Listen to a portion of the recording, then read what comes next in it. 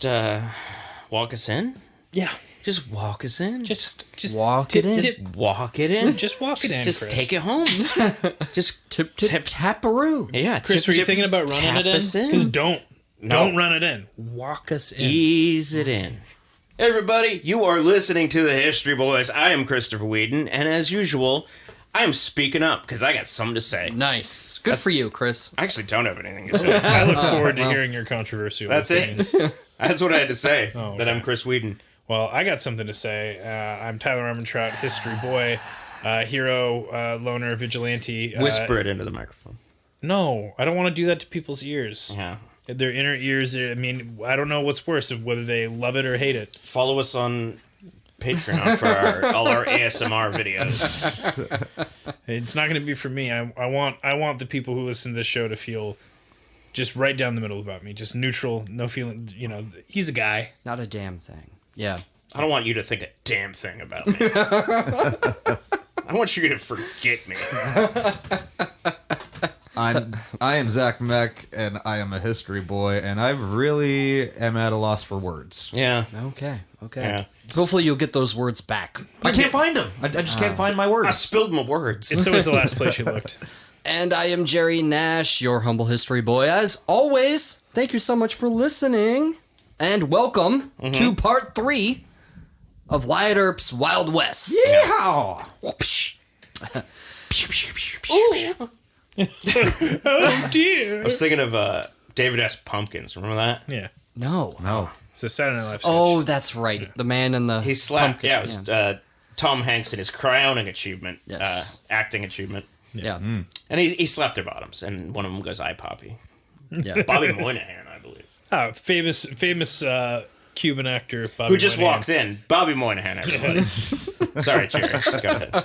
Shut up, Bobby. Get out of here.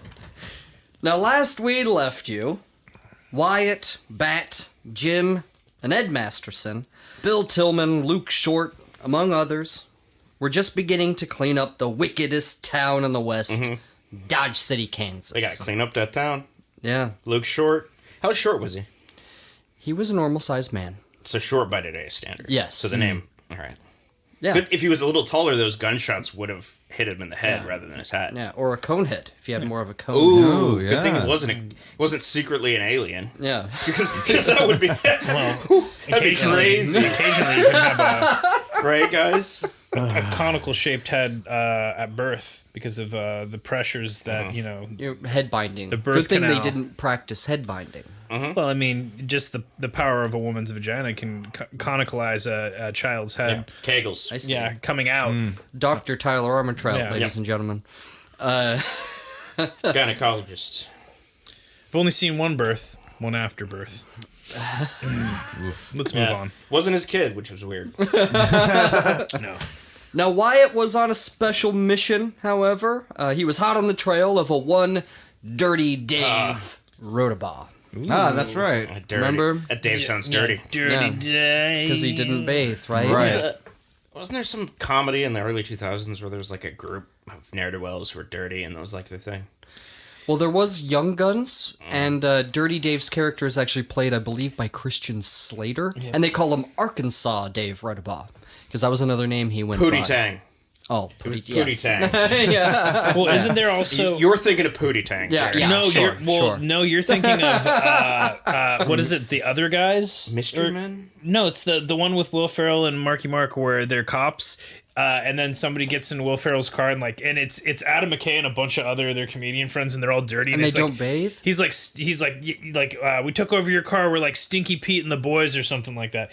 Fans, listeners, hop on the ones and twos and send us a message and let us know what those guys' deal was. Because I can't remember their names. I remember them being in the movie, and Will Ferrell was clutching his pearls over all them. There was like a dirty men. guy in Pootie Tang. I'm pretty sure. Yeah. There's a dirty guy in a lot of movies. Yeah, it's true. And also in this Will Ferrell movie that some people saw. Anyway. And yeah, Pootie Tang is probably the best known out of all of these. There's Oscar anyway. award winning. Yeah, well, it's Written by Louis C.K. Yeah, there's plenty of unbathed people in plenty of movies. No, but, just Pootie Tang. But Wyatt was on the trail of Dirty Dave, Redabaugh, and that is when he first met the thin and the clearly ill Doc Holliday at the Beehive Saloon in Fort Griffin, Texas. Cool. I don't like the way you body shame Doc Holliday.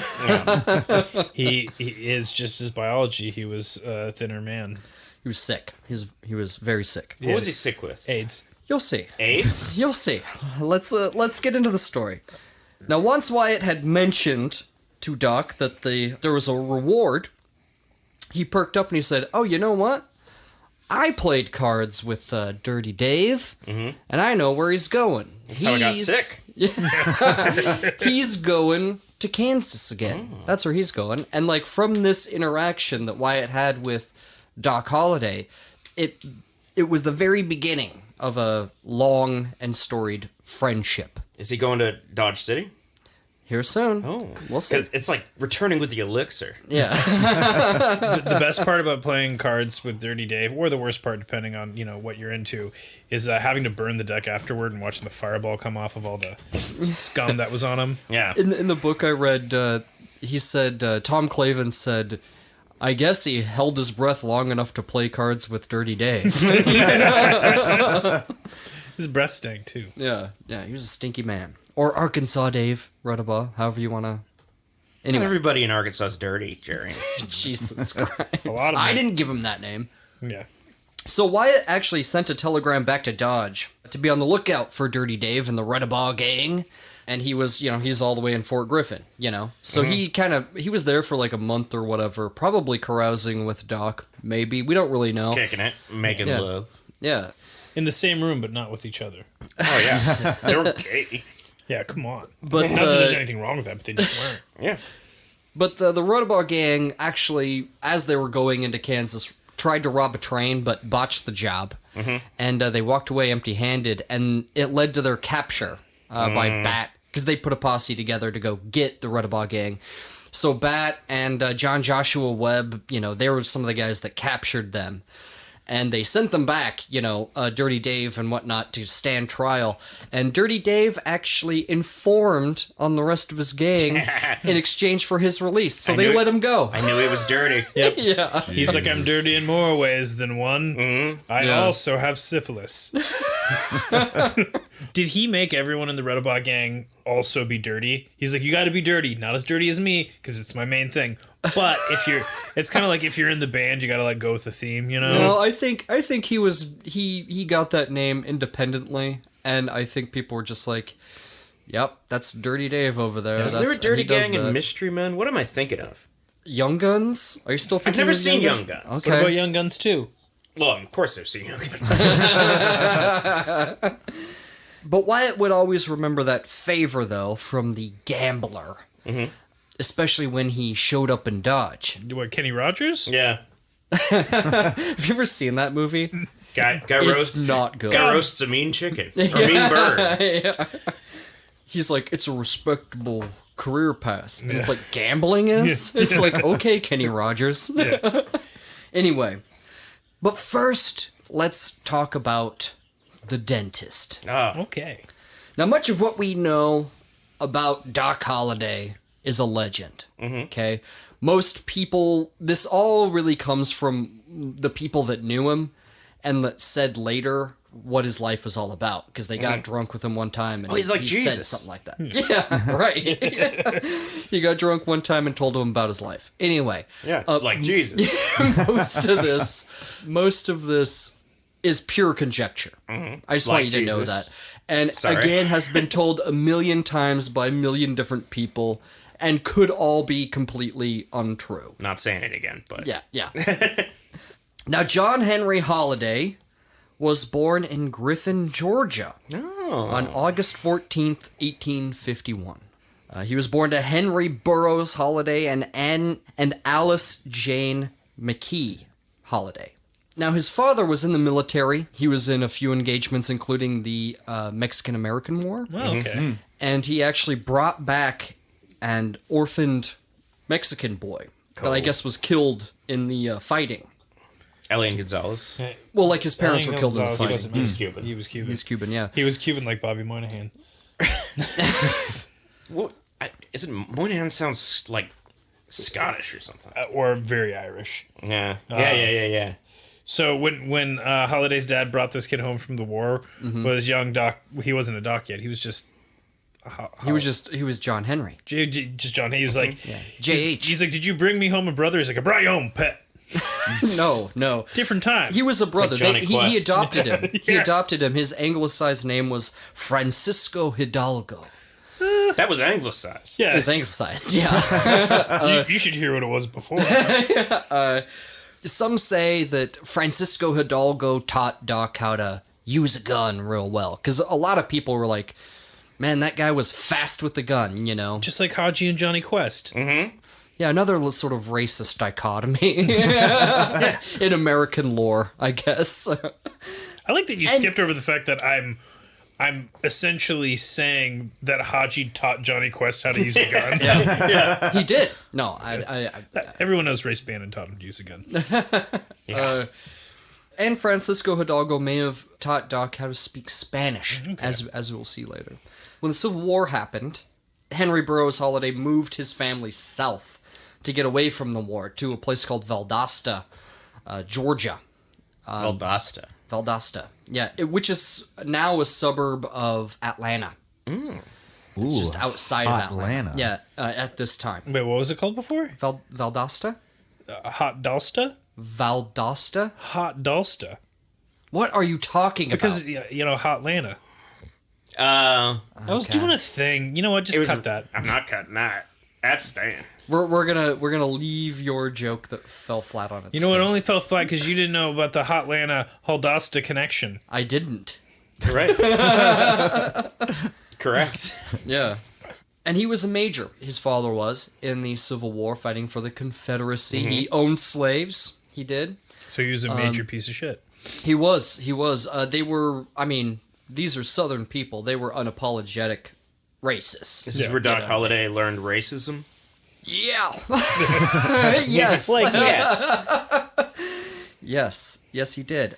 His mother contracted the Red Death, tuberculosis. Yeah, TB.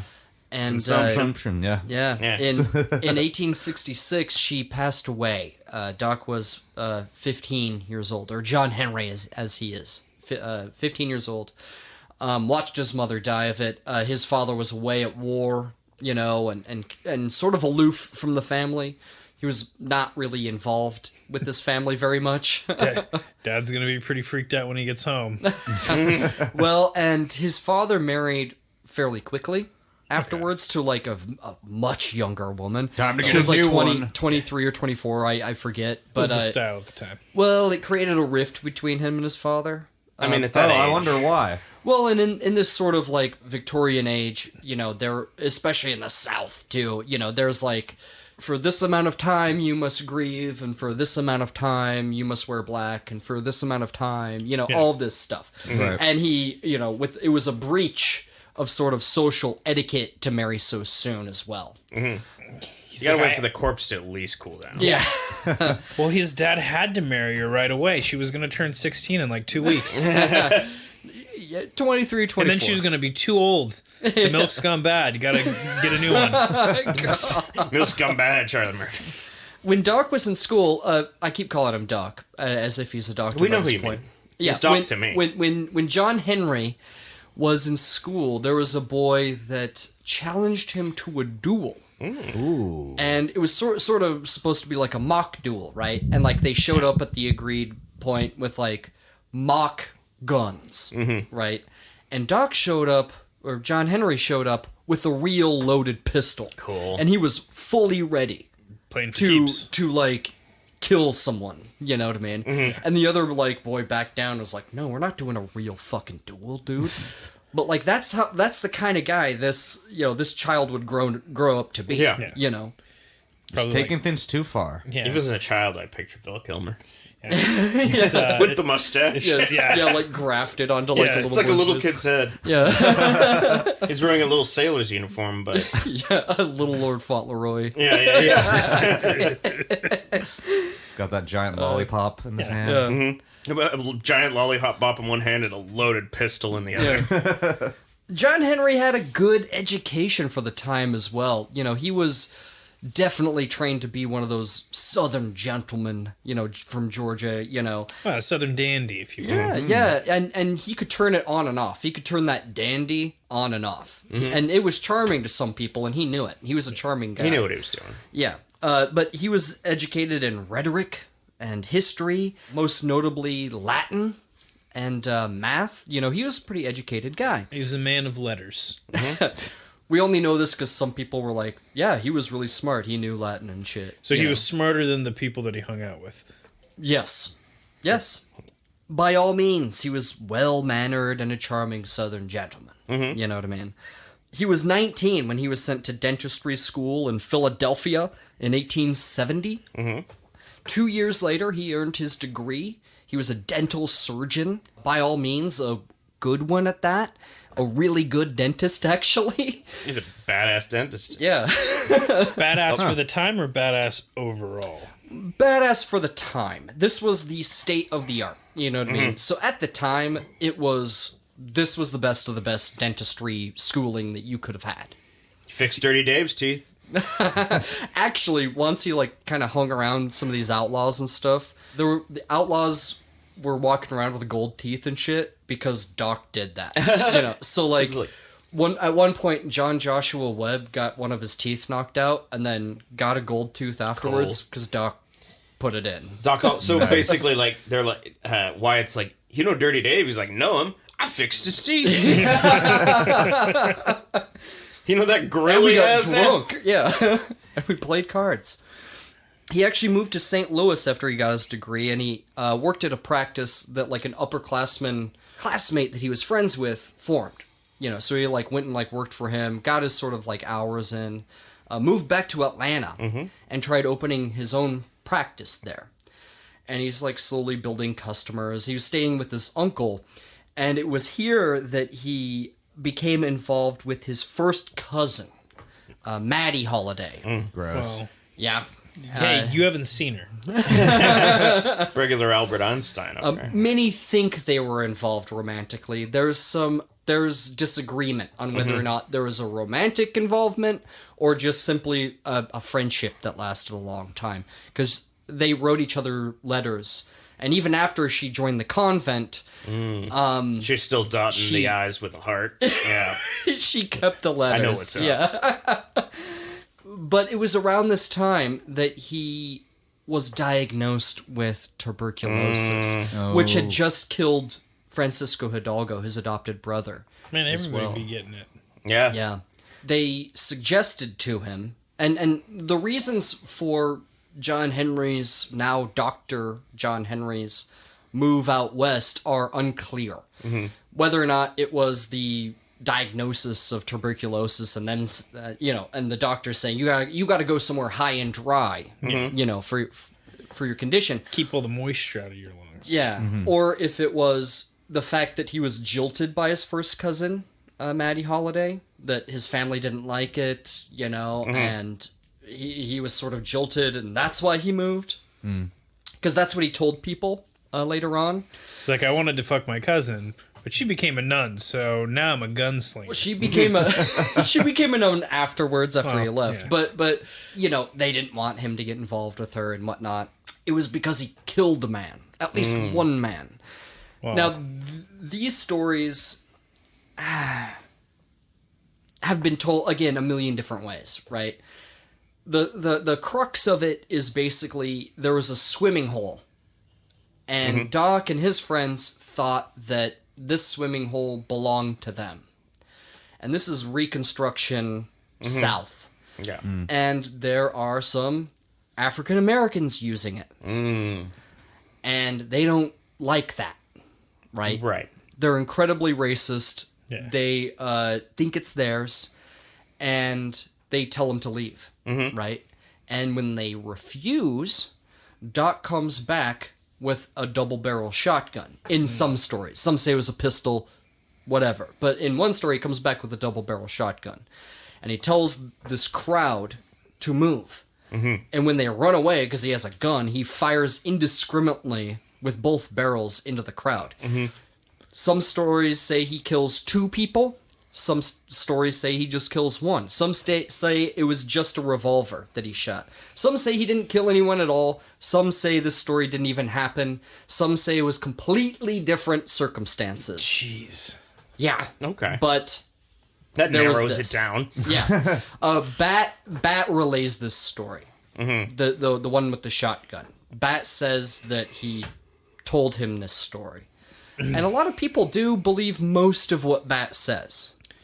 I believe that he told Bat that story. Yes. I believe that he told Bat that story as if it was like a hilarious anecdote from his youth. Yeah. And as it got passed on, people were like, wait, what? As people got less racist, they're like, this isn't good. They're like, it might not even happened. Yeah.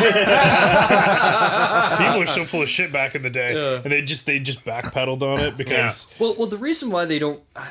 there's confusion also. Like another monkey wrench in the story is when he does go west, he goes to Dallas, which is neither high nor dry. Mm-hmm. Like, ask anyone who's ever been anywhere near Dallas. It's neither high nor dry. Mm-hmm. Okay, it's so pretty high and dry in the book depository.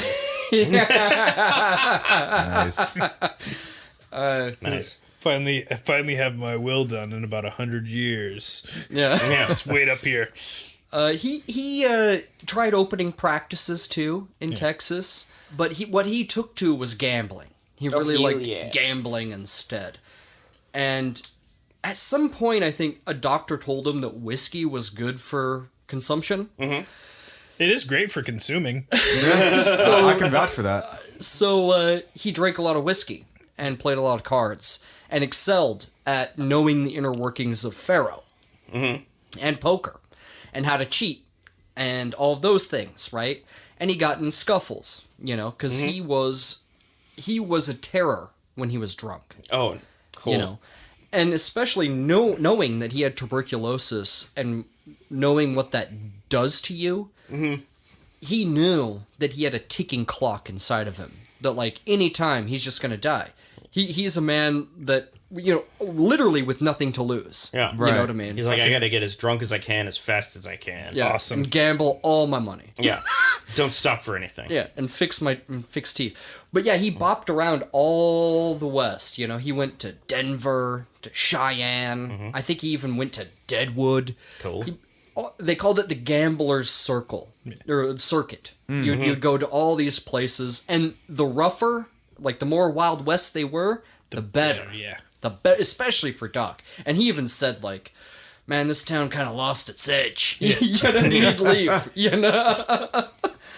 I want to live my life as if I'm dying of tuberculosis. There you go. Yeah. And I think folks at home, I think you should do the same. Yeah. Sometimes it makes you a better man. Also, I don't would take hope advice it from would. me. I'm making a specific reference that is a spoiler, Yeah. but I think some people might get it. Doc had a knife that he actually used more often than his guns. His knife was a Bowie knife that he called the Hell Bitch. Cool. And he actually knifed a couple of guys over card games. I'm disappointed he didn't call it David. Now, he bounced around the West, around that gambling circuit, but it was hard to hold on to dentistry patients when you're coughing the entire time.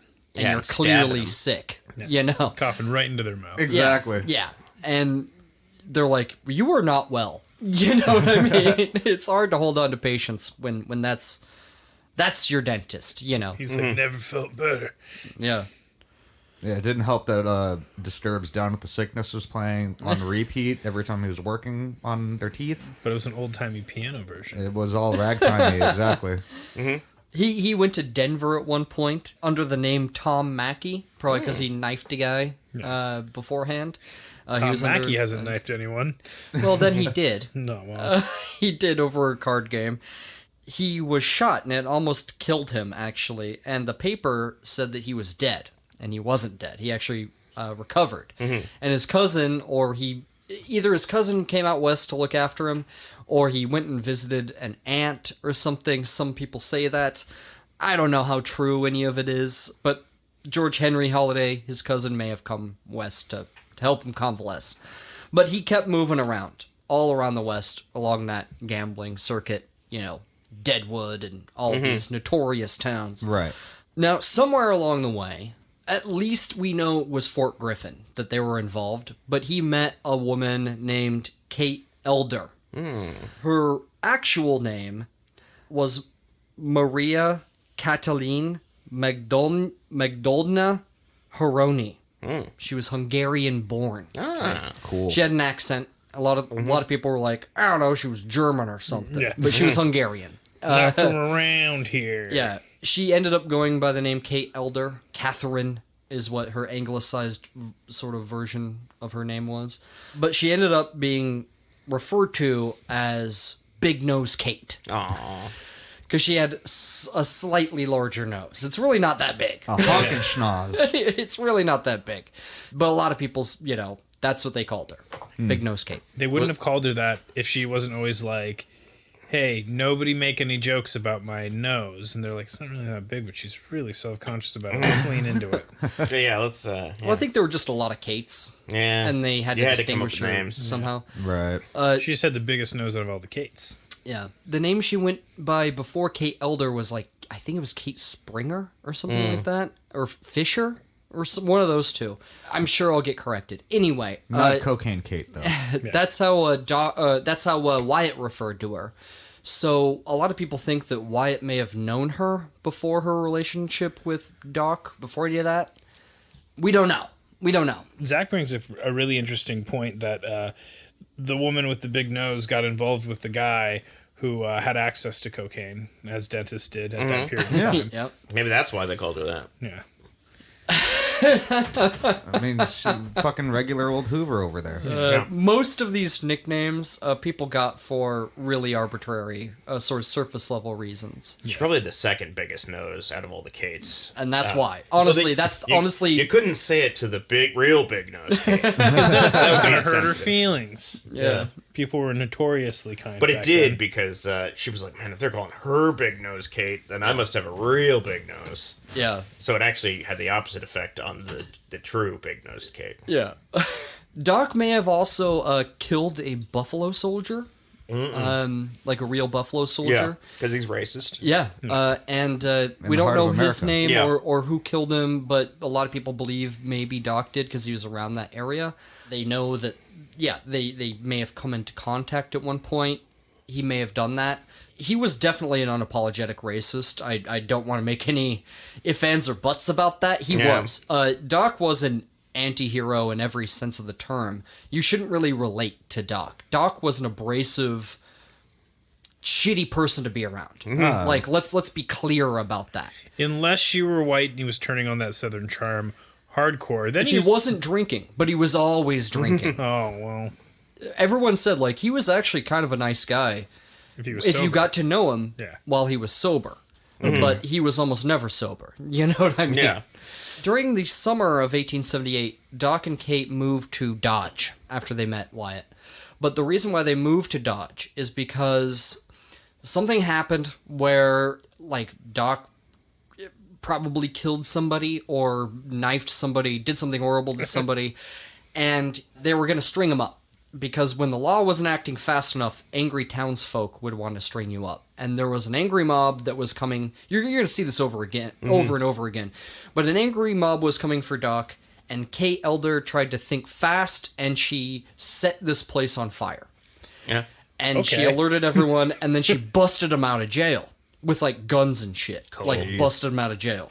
More like Big Gun Kate. Yeah, dude. Yeah, right? She was a badass. And, like, again, a lot of these quote-unquote soiled doves were in the Big Nose Kate mold. Like, Yeah. they took no shit off anyone, and they could handle themselves just as well as any of other of these bad men. You know what I mean? God, it's so hot. Yeah. So they busted out, and they, like, rode like hell to Dodge. Frank And- Miller probably loved this stuff. Yeah. When they got to Dodge, they kind of both decided, like, we gotta lay low for a while. Let's not make any trouble. They're You like, we're just gonna kill like one more guy, and then after that, we're just gonna go clean. Okay, we're gonna go clean. Just one more guy, just to take the edge off. Yeah.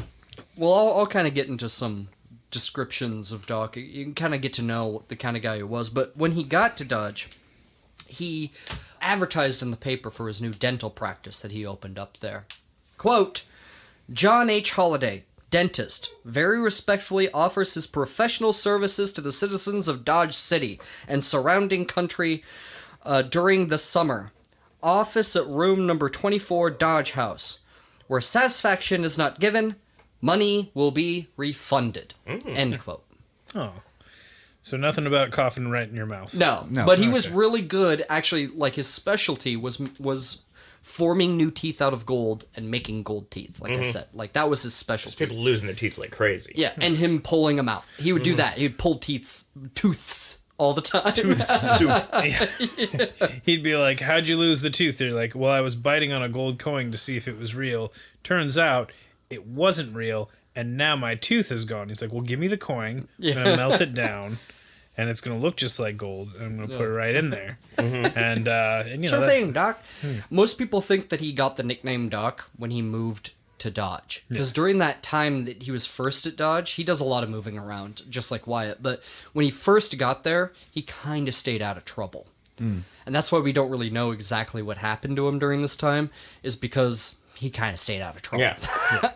There is a legend as to why Wyatt and Doc were such good friends, and it takes place in Dodge. The legend comes from a book called I Married Wyatt Earp.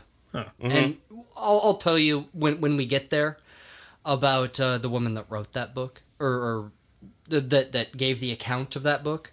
So this is her recollection of what happened that cemented their friendship together. Okay. I don't know how true it is. Who knows? But here it is. Earp had run into two cowboys, Toby Driscoll and Ed Morrison. They were out of Wichita. He met them earlier, but he met them in 1878. They had some run-in beforehand. They didn't like each other. Yeah, goddamn O'Driscoll. Yeah. But during that summer... Sorry, I had to say it, I know. I knew that was going to happen. During that summer, though, of 1878, these two cowboys, accompanied by a couple other dozen other cowboys, they come into Dodge, and they shoot up the town, and they galloped up and down Front Street shooting up the town, as you do. Yeah. Cool. I can't believe that they had such a hard time keeping people from just shooting guns inside. Yeah. Well, you got a gun, and you're sick of people drunk as calling you a fuck. pussy all the time, and you're drunk. Yeah. So they entered the Long Branch Saloon, like the most famous saloon on the south side of the Deadline. They came in, they vandalized the room, they were harassing customers, they were just being assholes. Wyatt heard the commotion and came through the first door, and before he could react, a large number of them were all pointing their guns at Wyatt. And there was another man in the back that was just sort of watching it, that all of a sudden he pulled out his gun and fended them off, right? Or there was a guy behind Wyatt, and all of a sudden this guy stands up and he goes, "Watch out, Wyatt!" Oh. And it's Doc, right? And Wyatt says that in this sort of situation, Doc saved his life, and that's why they're friends, right? That's pretty cool. Yeah. It's pretty cool. Don't know how true any of that is. Yeah. But yeah. Wyatt walks in, and all the guys pull out the guns. He's like, I think you're going to need a few more guys. And then a few more guys stand up, and he's like, gulp. And then Doc Holliday pulls out his gun, and he's like, I think you're going to need a few more guys on your side. And they're like, cool. That's how I imagine it. Yeah. Well, a lot of the reason why people are interested is because a lot of people chastised Wyatt. Even during this time, they were like, "How come you hang around that guy?" Oh yeah. You know what I mean? Right. And actually, I have an account. Bat did not care for Doc Holliday, not one bit. He tolerated his existence more so than anything. This is Bat Masterson on the topic of Doc Holliday. He wrote a whole thing. I'm only going to read a portion of it. Real here. fucking. Just like, fuck that guy. Yeah. He says, quote, "While he never did anything to entitle him to a statue in the Hall of Fame, Doc Holliday was nevertheless a most picturesque character on the western border in those days when the pistol, instead of law courts determined issues. Holliday was a product of the state of Georgia and a scion of a most respectable and prominent family. He graduated as a dentist from one of the medical colleges of his native state before he left it. He's wrong about that, but that's okay. Fucking liar. But did not follow his profession very long after receiving his diploma. It was perhaps too respectable of a calling for him. Holliday had a mean disposition and an ungovernable temper, and under the influence of liquor, he was a most dangerous man. In this respect, he was very much like the big Missourian who had pulled cross-day robbery. Anyway, this Missourian who he's talking about, I'm going to skip through some of this. He said, a bad man when he was drinking and managed to keep pretty full all the time. Right? So was Holliday. Now he goes on to say, physically, Doc Holliday was a weakling who could not have whipped a healthy 15-year-old boy in a go-as-you-please fistfight. Oh my god. That's a great Holy phrase. shit. Go as you please, fist. Yeah. I was like, hey, you want to beat the shit out of a 15-year-old boy? Go as you please. Yeah. Go as you please. No rules. Yeah. Oh my god. No wrong answers. Really go. I'm just imagining this as like the roast of Doc Holliday right now. Well, he goes on to say, Yeah, he's reading that with him there. Bat goes on to say, he goes, and no one knew this better than himself. And the knowledge of this fact was perhaps why he was so ready to resort to a weapon of some kind whenever he got himself into difficulty. He was hot-headed and impetuous, and very much given to both drinking and quarreling, and among the men who did not fear him, he was very much disliked. End quote. He sounds like the fucking worst. Yeah, he was. He got in, like, Wyatt would even say, like, this guy got in trouble all the time. Sometimes, like, even right after he got out of a little problem, he was back in another one. You know what I mean? Like, he just got in a lot of trouble. And Wyatt even said, like, most of the time he was in the right. but he just constantly found trouble. Can't let shit go. Yeah. Yeah, you're not wrong.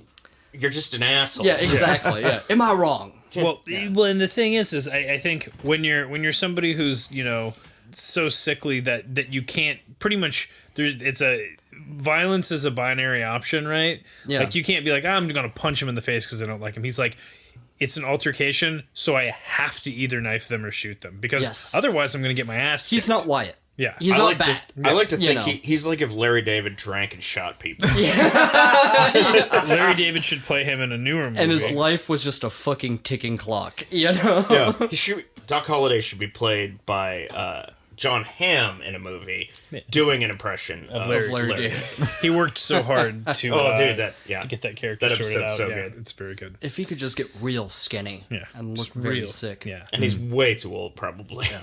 And by the way, tuberculosis, like, as it goes along, like, it creates like you get lacerations on your throat from coughing so often that you have a very hoarse throat and you can't talk more over a whisper. That's what happened to John Hurt. Yeah, and that's what happened to him. Didn't really happen to John Hurt. Well, that's what happened to his voice It over was time. his acting style. It was from the consumption school of acting. Yes. But Go he Red also, Deaths. he also had a fever that would rise and fall.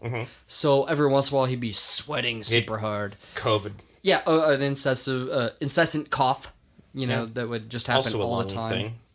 Yeah. TB is bacterial. Yes. It didn't help that he was also smoking 2 packs a day. His time of day too was like off of everyone else's. He woke up at like noon or 1 and like partied all night, right? Gambled all night and like whatever, So everyone knew that like, oh no, Doc's morning is like afternoon. Yeah. It's like me. Yeah. You're just like Doc Holliday, and I tell people that for better or worse. I think I'd be more comfortable with that if it wasn't for the racism. Yeah. Because we're all like, cool. And people are like, they really like this racist guy. Yeah. When he first got to Dodge, he went into a bar kind of dressed down. Mm-hmm. There was these cowboys in there that were drinking, and they thought like, oh, here's like some guy we're gonna have fun with, and they're like, hey, I drink some of this whiskey, and he was like, no, I simply cannot. yeah, and they were like, they pulled out their guns and they were like, drink the fucking whiskey. and so he drinks it and he goes, oh, and like makes a bad face, and they're like, so they pour him another one and they make him do it again, and after about 4 of these they realize they are the ones that have been had, because like Doc is like pounding them and he's like oh, shit. Yeah. And they're like, we've given him like 4 pints of whiskey for free. Thanks for the free whiskey, boys. Yeah. That's amazing. History is sort of silent. And now I go. Off of whether or not they laughed about it or whether or not Doc had to make a quick exit. Yeah. See, Who told the story? Yeah. That sounds like me when it comes to Malort. Like, oh no, I can't have another one. I can't. Your love of Malort is above and beyond. I get it. It's great. It proceeds. It's so gross. I love It's it. disgusting. So good. Yeah. It's so bad. It's about the experience. Yeah, I've had the experience. Sharing a completely unpleasant situation amongst friends. Oh yeah, I mean, who doesn't like the taste of used Band-Aids and earwax? Right? That's what it is. That's does what it taste tastes like- like. Well, it's like I'm not people even are like, kidding. Why would you drink that? It tastes like used Band-Aids and earwax. And you're like, I know, right? Ugh. Makes you puke. It's not even a joke. Which gives you more room to drink more Malort. Goddamn right. Now, while Wyatt was away chasing Dirty Dave and whatnot, however, before he got back to Dodge, shit really hit the fucking fan. Ed Masterson, who of course was Bat's older brother, his style of lawing was not quite as violent as Wyatt's or Bat's was, which is, buffalo him the head before they can do anything. He's like, please, sir, I'd rather you didn't rob that bank. Well, he was stern, but he was like, give me your gun or surrender it or whatnot, but let's not bring violence into the mix. It's like, if you don't stop robbing the bank, I will write a sternly but politely worded letter to you and have it sent post-haste through the mail. Nobody needs to be a villain here. Yeah. Just put the gun down. And after you get through those letters, that's a talking to. Yeah. Might be second. What are we talking to's? That's a write-up. Well, on That's a demerit. on April 9th, 1878, there was a drunk-ass fucking cowboy hanging out with his buddies in a Dodge saloon, and he was shooting the gun inside. And everyone could hear it, So Ed, who was on duty that night, Bat was not far away, but Ed went down to take care of it. Ed, instead of just buffaloing the guy right away, he was like, give me your gun, I'll give it to the bartender, you can take it, when you leave or whatever, but you're too fucking drunk, Right. Otherwise, I'm going to take it down to the marshal's office and you can have it tomorrow when you're, not as drunk, So he does, and everyone's sort of impressed, but the cowboy is, like, pissed off, And, like, Ed had already had, like, a close call. Like, there was, like, a dispute over $40 where Ed got shot twice, but he, like, recovered. Yeah. And, like, the dude is a badass. Ed was a badass. Like, they found him against the bar, like, holding his hand over a wound. Yeah. And a gun on, like, the guy that was on the floor. You know what I mean? Like, this guy is not, Anyway. Likes taking bullets.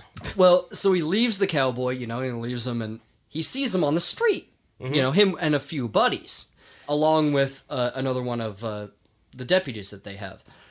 Ed is more annoyed because he sees the guy has his guns on him.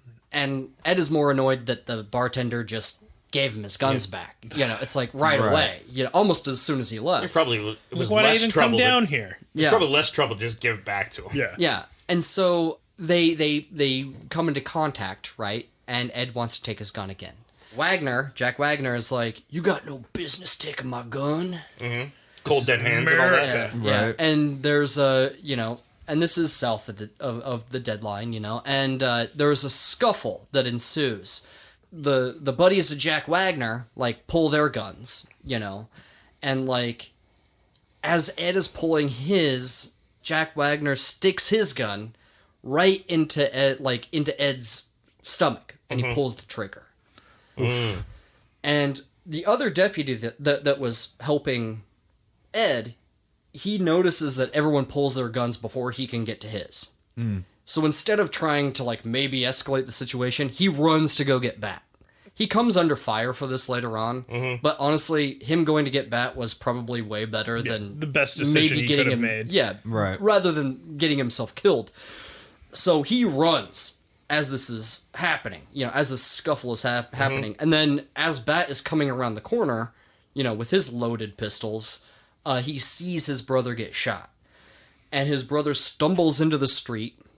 Jack Wagner, he, moves up. Bat pulls out both of his guns, empties them into these guys, shoots 2 of them. Alf Walker was another guy that was holding a gun.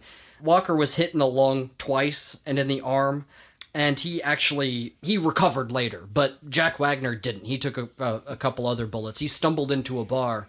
Ordered a couple shots. Yeah. The guy's name was AJ Peacock. He's going to come up soon. He held him as he died. And he was handing him his gun. He goes, "You don't need that anymore."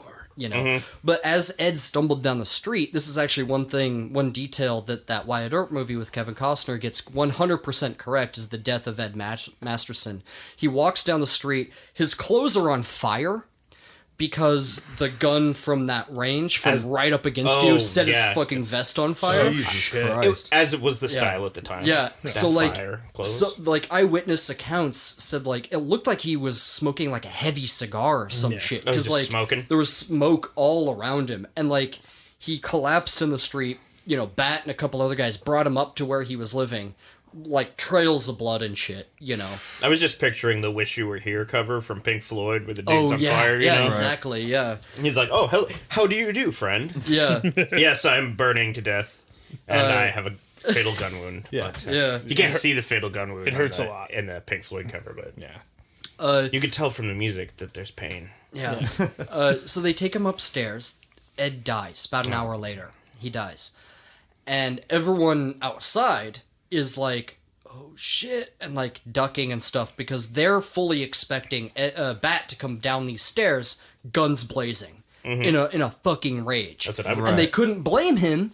It's his brother. Yeah, They couldn't blame him, but they were fully expecting way more bullets and all that. But Bat had the wherewithal to be I'm a fucking elected peace officer. I can't just go back to the days of Bully Brooks or whatever and just execute motherfuckers. Gotta be a lawman. Yeah, exactly. Right. So he didn't, which is amazing for this time, honestly. And as a proper lawman, he executed their entire families. Yeah. I mean, the people that were responsible, died. The one guy who was shot that did have his gun out but didn't do anything with his gun, he recovered later without Bat's knowledge. Anyway, it was all sort of determined that the bullets had to do with Ed and Jack Wagner, and both of them were dead, so it was sort of over, right? Everyone else was sort of innocent, right? But were they? I mean, AJ Peacock was too beautiful to die. Yeah. He'll come up later, too. AJ Peacock will. He's already owned a couple of bars with, Ben and Billy Thompson and shit, and Bat and a couple other guys. Known for his outrageous attire. Oh, yeah, I picture, Well, I have a very specific image of him, and if it's not accurate, I'm gonna shoot up the place. I imagine AJ Peacock being Aziz Ansari in a sequined cowboy outfit. Yeah, it's like a nudie suit that's sequined. Yeah. Oh, who am I thinking of? Cisco from from the Wild Wild West music video. Yeah. Oh, yes, right. yes. Yeah, played by Aziz Ansari. Yeah. Or Cisco. Yeah, or Cisco. Maybe he was playing AJ Peacock in that movie. Yeah. I don't think he's in the movie. He's only in the music video. So, because Ed at this point was Marshal, Mayor James H. Dog Kelly, that was his name. He was also a dog. Dog a lot Kelly. of dog mayors. Yeah. He actually appointed Charlie Bassett to be acting marshal. Okay. Yeah. That's the other hound. Charlie Bassett. Yeah. They're all dogs, by the way. And but they actually called him Dog Kelly. That's your mayor. Dog Kelly is your mayor. Picture this as a Pixar movie where they're all dogs. Anthropomorphized. That's dogs. what I said. Yeah. I heard you. Very clearly. I just your mic's fucked up. I don't know. You got some gunk on. If they're anthropomorphized, does that mean that they're men who can transform into dogs at will? No. Not like a werewolf. Not in the full moon. No, it's they a can dog. do whatever. And that's it's a the dog catch. that acts like a human. Because They have the power. They've got the power. No, they transform into dogs. You never see them as humans. They are in dog form the entire movie. It's a bit like that Snoop D-O-double-G video from the 90s where, at the end all the different rap guys turn into dogs and then they run down the street. Yep. Yeah. I just picture him as a fucking furry. I like He's in a fursuit and he's trying to give out orders and everything, and people can't take him seriously. Well, they look like Island of Dr. Moreau. He's like, do you have any Another idea how Val mad Kilmer. I am right now? And they're like, no, I don't, because you're wearing the giant dog mask. And it's got a muzzle built in. Yep. Well, people that worked under him at this point would now be Wyatt. James even worked under it. James Earp worked underneath Charlie Bassett. And so did Jim Masterson as well as Bat. Well, Bat was sheriff. What did Charlie Bassett think of Doc Holliday? I don't think he liked him very much. Nobody liked him. Charlie Bassett was an upstanding guy. You know He when really you have was. a friend who brings around a friend that everyone cannot stand, Yeah. and you're like, It was Wyatt and Doc. so and so's coming. They're not bringing fucking, I don't know. Yeah. I've been at Bleep that.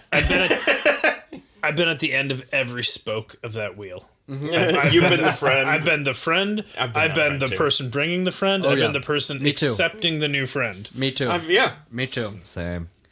Jim Masterson would actually replace Charlie Bassett as Marshal later on.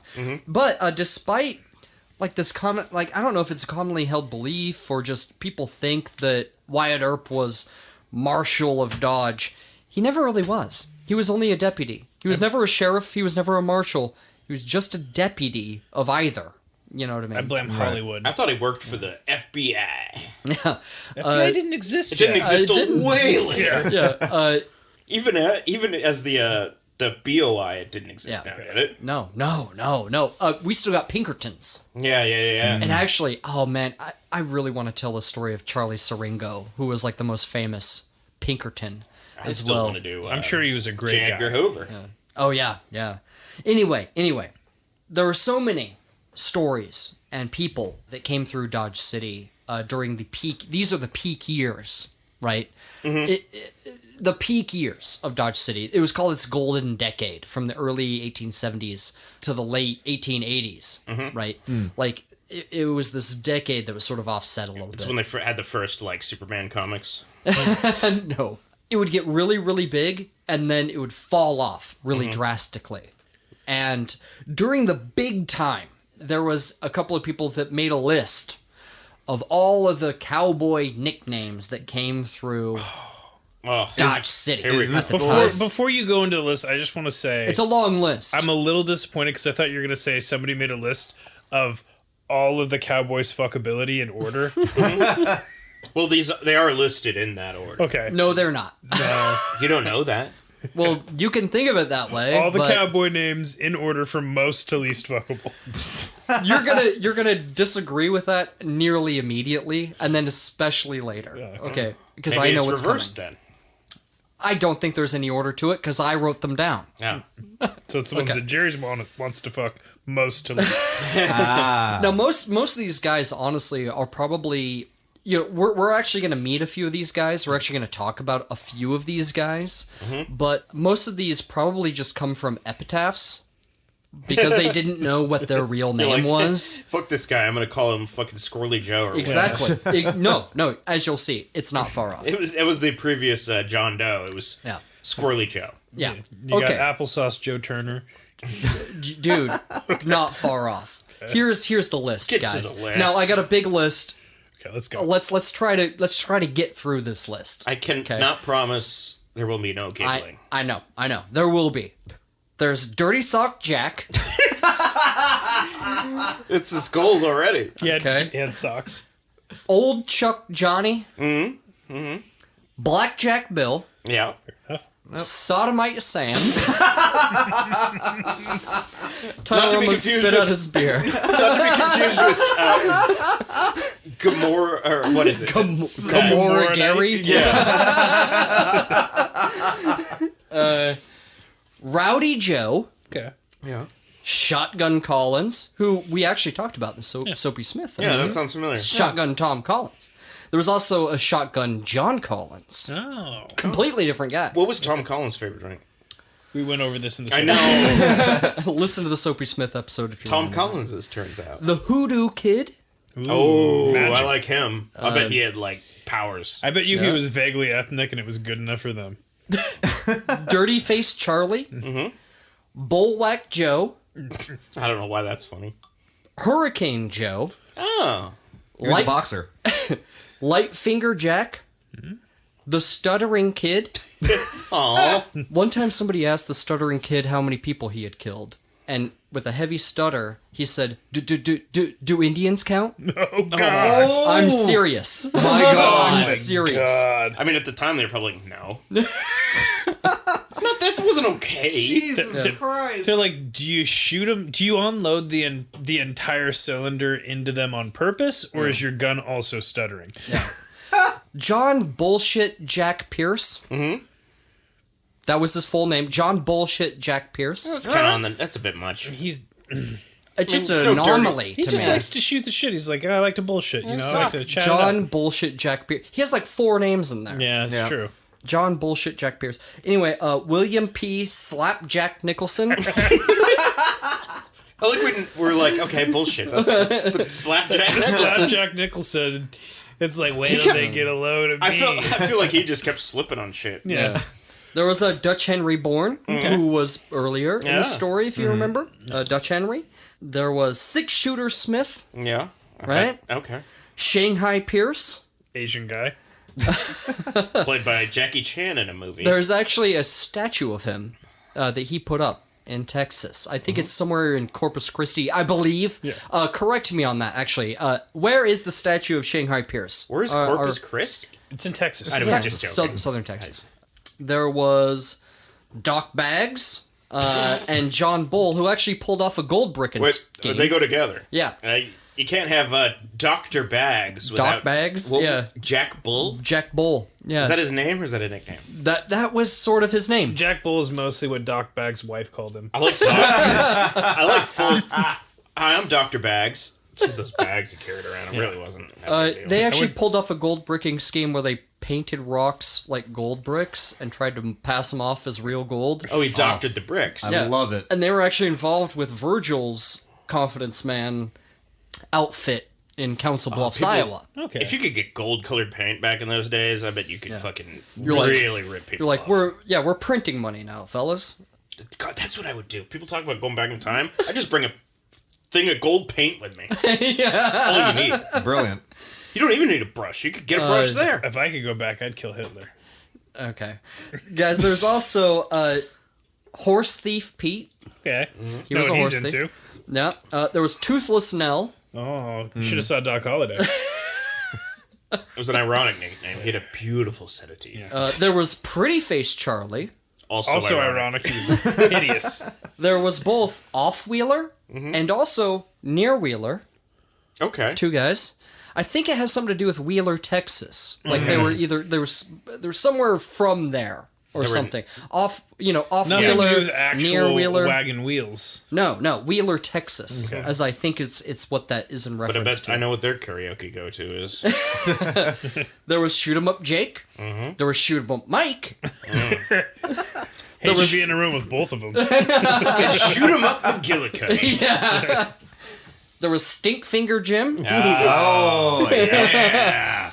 2 guesses Very as to popular why. with the ladies. And very unpopular with some other ladies. Yeah. There was Frosty. The There was snowman. there Because was- he liked cocaine. There was the Whitey Kid. Also likes cocaine. There was Lightfinger Jack. Also likes cocaine. You're handing these out. Yeah. There was Bullwhack Joe. The Black Warrior. No comment. There was Shoot His Eye Out Jack. Okay. Very good Okay. marksman. Now, Yeah. he either got his eye shut out, Yeah. or, shot somebody else.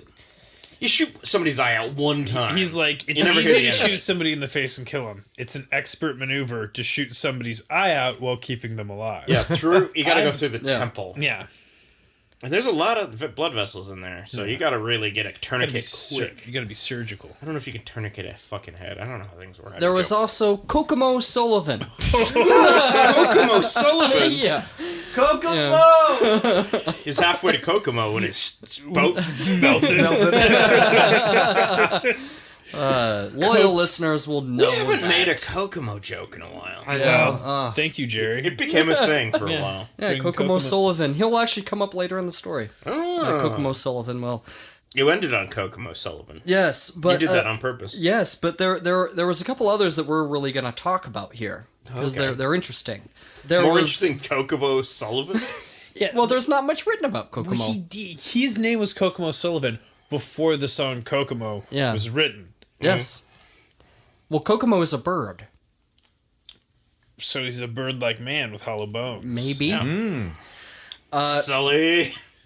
Another one. pat him on the back, he breaks a another bone. one that we're going to talk about was Mysterious Dave Mather. Ooh. Mysterious Dave got that name because he didn't talk a lot. He was always sneaking around.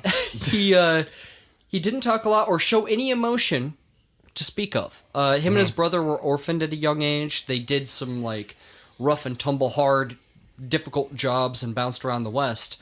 And yeah, Mysterious Dave Mather just got the name from, being on cattle drives and not speaking and Being not a showing weird, creepy dude. any emotion. I was hoping he was a cowboy who started out as a magician. No. And so it was Mysterious always like, dude. yeah. Well- he's like, I'm pulling a rabbit out of my hat. I'm pulling a gun out of my hat. You're dead. Well, one time, I believe You think I'm the real?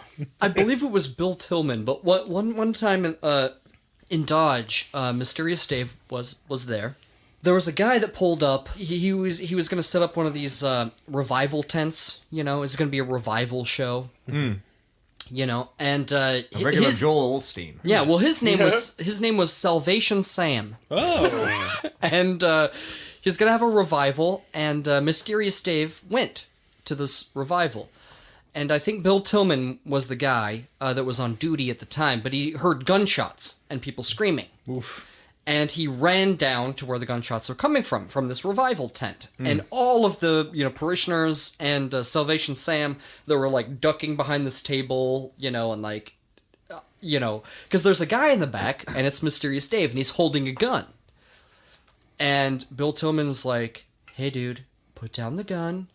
Let's walk out. It's gonna be okay. And, like, he's not saying anything, and everyone knows that he doesn't say anything, but they're terrified of him. Mm-hmm.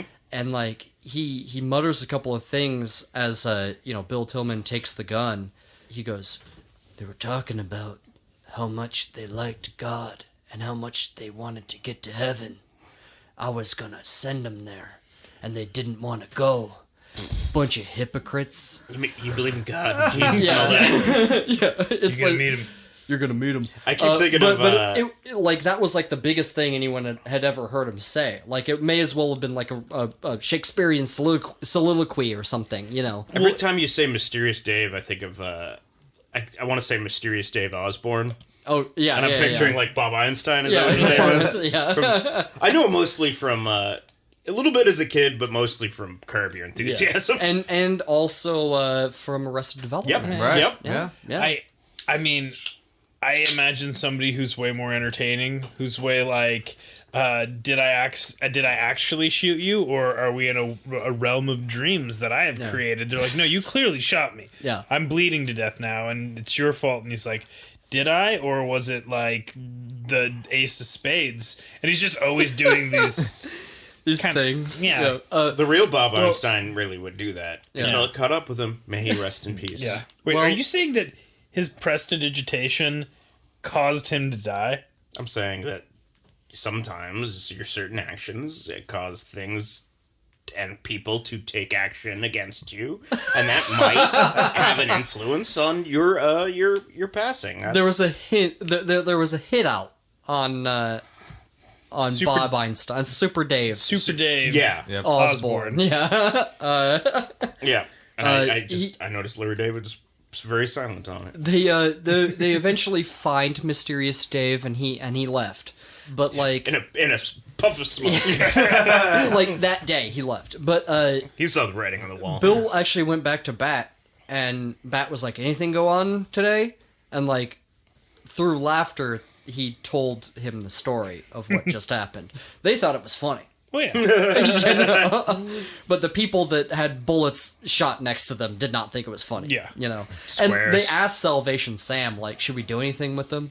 And Salvation Sam didn't want to press any charges. He said, you know, his judgment will be in heaven with this man, you know? And it's like, okay. What an idiot. The average person's view of, like, casual public gunplay is shockingly different by today's standards. Shooting guns. Yeah, just was just shoot. normal. Yeah. Commonplace. Yeah. It was like a regular old day in Tacoma. There were outlaws with the name Tacoma as well. Ooh. Guess where they were from? Toyota. Tacoma? Tacoma. Yeah. That's Anyway. a lawless fucking town for sure. I'm going to get a little out of order here, but in September of 1878, there were exaggerated reports of Cheyenne raiding parties, and everyone was super on edge that Dodge was going to be raided by Cheyenne war parties. Sort of ridiculous that the wildest town in the West was going to get raided. You know what I mean? They wanted to hit and run and do guerrilla tactics and shit because they were being ignored by the United States government. Yeah. Which, if you're going to go to a reservation and they promise you food and care there and they don't give that to you, you're going to rebel. You know, and that's what it's they like, did. is it Eagle Flies from Red Dead? The From younger Red Dead. one. Yes. Yeah. Yeah. I see where both the father and son are coming from. And Yeah. It's a great game. There were multiple people from the Dodge City Police Force that were also deputized by the Army as scouts during this time. A guy that went with one of these cattle teams, he was a cook for them.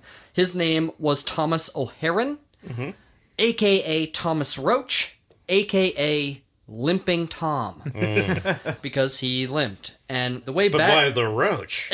I think he couldn't die. Oh, yeah. I thought it was because he was limping because he was so stoned from always having the roach. Yeah. Puff, puff, give 420. If it ain't toke, don't fix it, baby. Yeah, they call it a roach because the joint. It has the appearance of of a roach. He used guns to solve problems, especially if people were macking on him, and they did often because he was limping. Even Bat is not really nice in the way he describes him. He's like, motherfucker limp more than I did. Well, Bat says that he was a, quote, a half-witted, rattle-brained, and quarrelsome wretch who, becoming incensed at the jibes and jeers of the crowd... Japes. Yeah. Oh my God. God. He was in I think the Long Branch, and the crowd was laughing at him. Everyone was laughing at him, and he was drunk as fuck. This happened at like 4 a.m. by the way. He was drunk as fuck. Turned to the guy next to him who was not involved, right? And he was a deputy, but he's in the bar, right? Right. This is a guy named McCarty. Who loves to party. Party McCarty. McCarty, he reached over, grabbed his gun, pulled it out, started waving it around, and like when everyone was looking, Bold maneuver. started pulling the trigger and like shot a couple of people, including McCarty. To go on from to pick up with what Bat said, a pistol shot was fired at the murderer Tom Roach, which grazed him. And though he fell to the floor, pretending to be dead, which prevented a bystander from repeating the shot upon being informed that the murderer of McCarty was already dead. Limping Tom went to 12 years in the state penitentiary afterwards. Cool. So basically, like, another guy tried to shoot Limping Tom, grazed his head, knocked him down, but, like, he didn't want anyone to come over and finish him off if he moved around, so he laid there until, like, he could get help, but he was eventually sentenced. I like how much Bat Masterton, like, publicly would write shit about people. Yeah. We'll get to He's why. like Alexander Hamilton. Yeah, no, we will get to He had the only Twitter account. He was in the position to do so much later in life, and we'll get to that. Because once we get there, you're going to understand, like, why Bat talked so much. And why Wyatt talked at all. Yeah, Bat Masterson's just a regular fucking TMZ. Yeah. A little bit, yeah. Everyone was interested the in hot all of his goss. friends. Yeah, exactly. Yeah. People love hot goss. People say they don't like drama, but Oh, I love drama when it's not coming from me. Yeah. Other people's drama, oh God, give it to me. You baby. give me some so good. over like when it comes 100-year-old towards cowboy me. drama, I'm into it. Yeah. Well, in the summer of 1878, a cowboy... Summer Love. Yeah. A cowboy named first George Hoy, he opened... basically, he was drunk as fuck at the Comique Variety Hall. The Comique Variety Hall was actually a very famous place. Was it comical? Well, it was a variety hall, and it was actually one of... No, that was pretty funny. I know. Like, I it know. took me a second, and I was like, now I'm laughing while Jerry's talking. So I I know. interrupted him instead, but that was pretty good. Thank you. The proprietor of the establishment actually brought the can to Dodge. The can was a European thing Oh, very classy. before this. It was Very- a European way Now to it's give... synonymous with the Wild West because of this man. He brought it. He brought the can to Dodge. It's one of the many ways cowboys would get Yeah. boners back. You know what they're doing back in He- Amsterdam? Yeah. Well, he also had the first Dodge City brass band, and they were like Cool. they were dressed up as cowboys and stuff. They actually played at the inauguration of Benjamin Harrison. Oh. All dressed up as cowboys, because people back east had never seen a cowboy before. Did they play the Imperial March? No. They probably played some, I don't know, some... Dumb shit. Camptown races? John Philip Sousa, maybe. Fucking really Sean Stephen Foster. Played nothing with Stephen Sousa Foster was tunes. advanced for that. Yeah. They played stuff that was in the public domain. Camptown races? Yeah. But Town ladies. the conductor actually had an unloaded 6-shooter that he conducted with. And people said, why do you conduct with the gun? And he's like, to shoot the first man that plays a false note. You know, to kind of like carry That's that cool as wild shit. west God, thing. that's Yeah. so Yeah. ridiculous. I mean, talk about showmanship right there. Oh, yeah. The people back east love that They shit. were the guar of the time. Yeah, it was very shock Cool. rock. Yeah. I was gonna say he's Beetlejuice because it's showtime. Oh, yeah. Showtime. George Hoy, anyway, he was at the Comique Variety Hall, and he came outside, and he was shooting guns as he came out, right? And As you do. the people that were outside happened to be Wyatt Earp and Jim Masterson. And I guess a bullet landed next to them or was fired in their direction.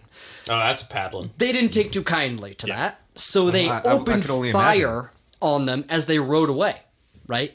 And as they passed the Arkansas River, right, because there's a river that goes right next to Dodge, as they passed the Arkansas River, George Hoy fell off of his horse, dead, Idiot. shot to death. Oh.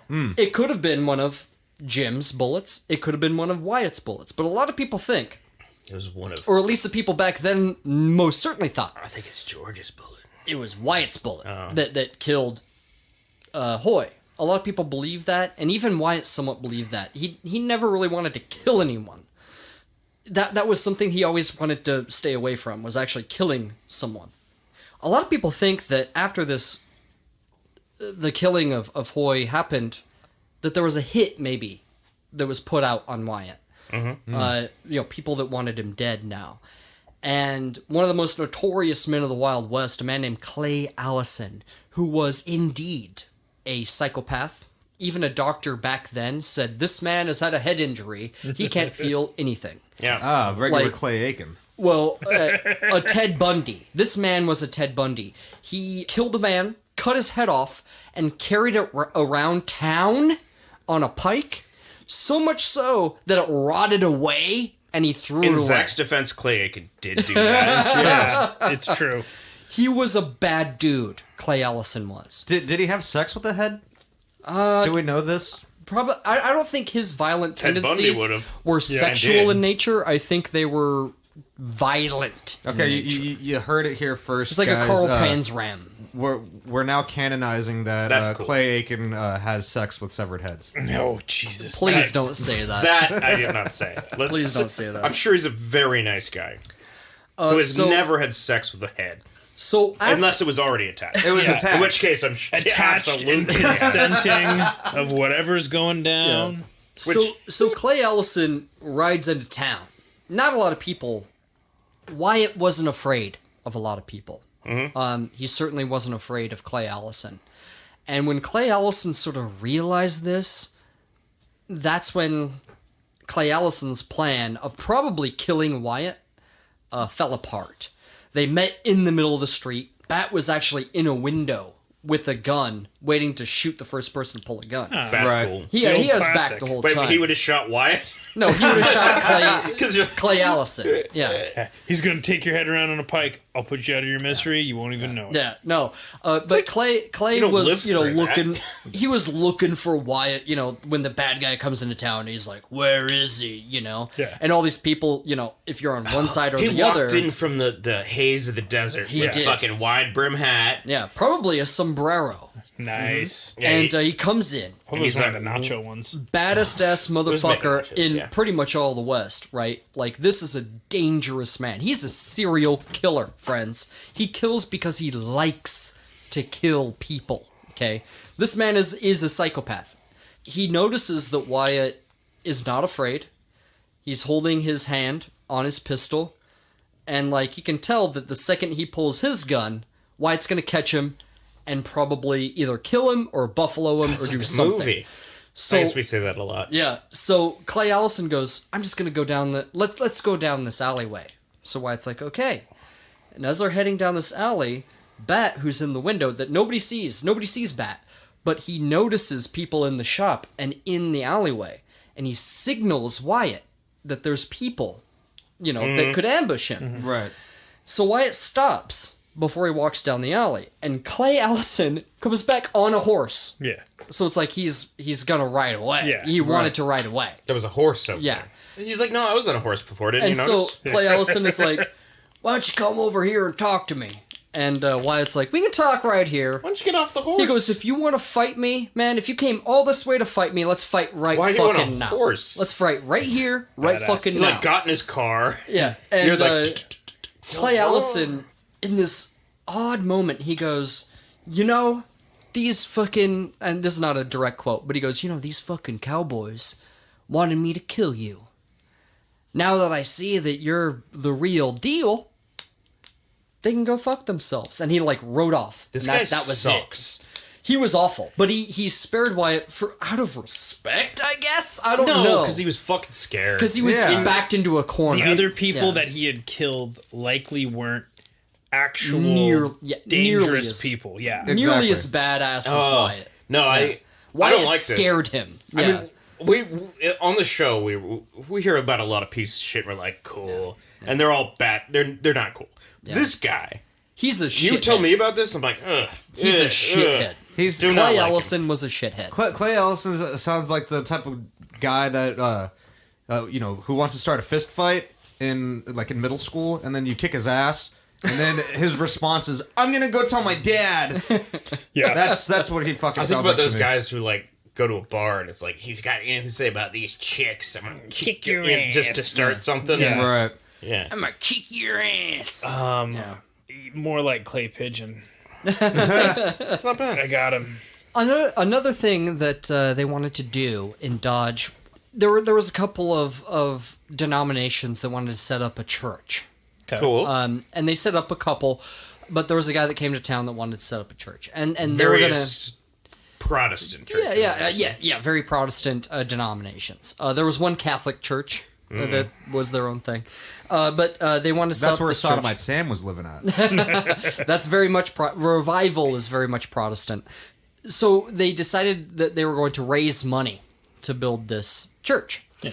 And so they passed the plate around town, much the way they did with the piano drama, by the way. Yeah. The piano drama was a piano that was only half paid for, and they were going to repossess. And Wyatt actually went around to the people in the bar and shamed them into giving money and paying for the piano so it wasn't repossessed.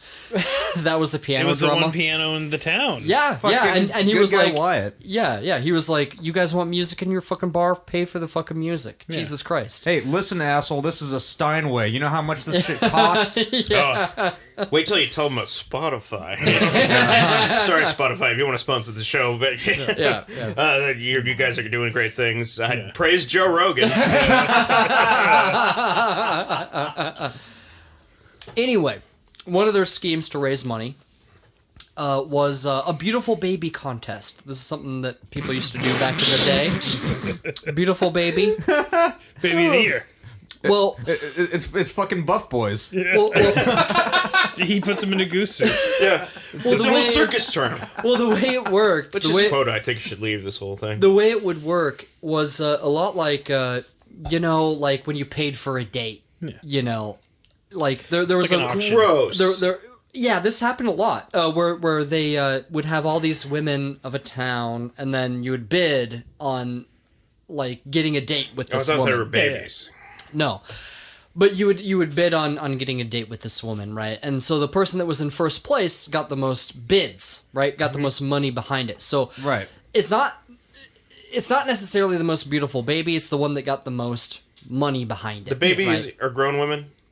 No, babies are babies. This is a beautiful baby It's thing. like the woman very thing. confused. It's like the auction off your date thing. Oh, it's like that, but it's like a that, baby. but it's But with beautiful babies. babies. And Yes. what do they do with the baby? They say who is the most beautiful baby? Who And is then the you- baby of the year? Yeah. Well, and then you put your money on who you think the most beautiful baby is, right? And so Bat It's and definitely not Bart Harvey Wyatt. Jarvis, I'll tell you that.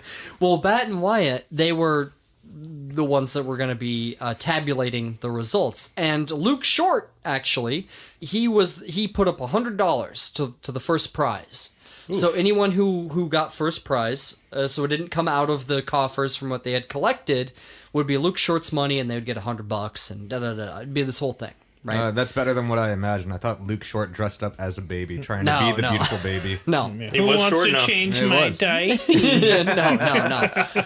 It was one of those nicknames. Yeah. Luke Short. Yeah, so Luke and Bat and Wyatt, they all get there, and they're doing the results and everything, and they read off, third place, and then second place, and all these parents are there with their babies and stuff, and they read off the name for first place, and everyone's like, who? Bart Harvey Jarvis. Well, and Wyatt and Bat look at each other, and they go, we're gonna go get the baby. So they go south of the deadline to a saloon, dance hall type place that only catered to Babies.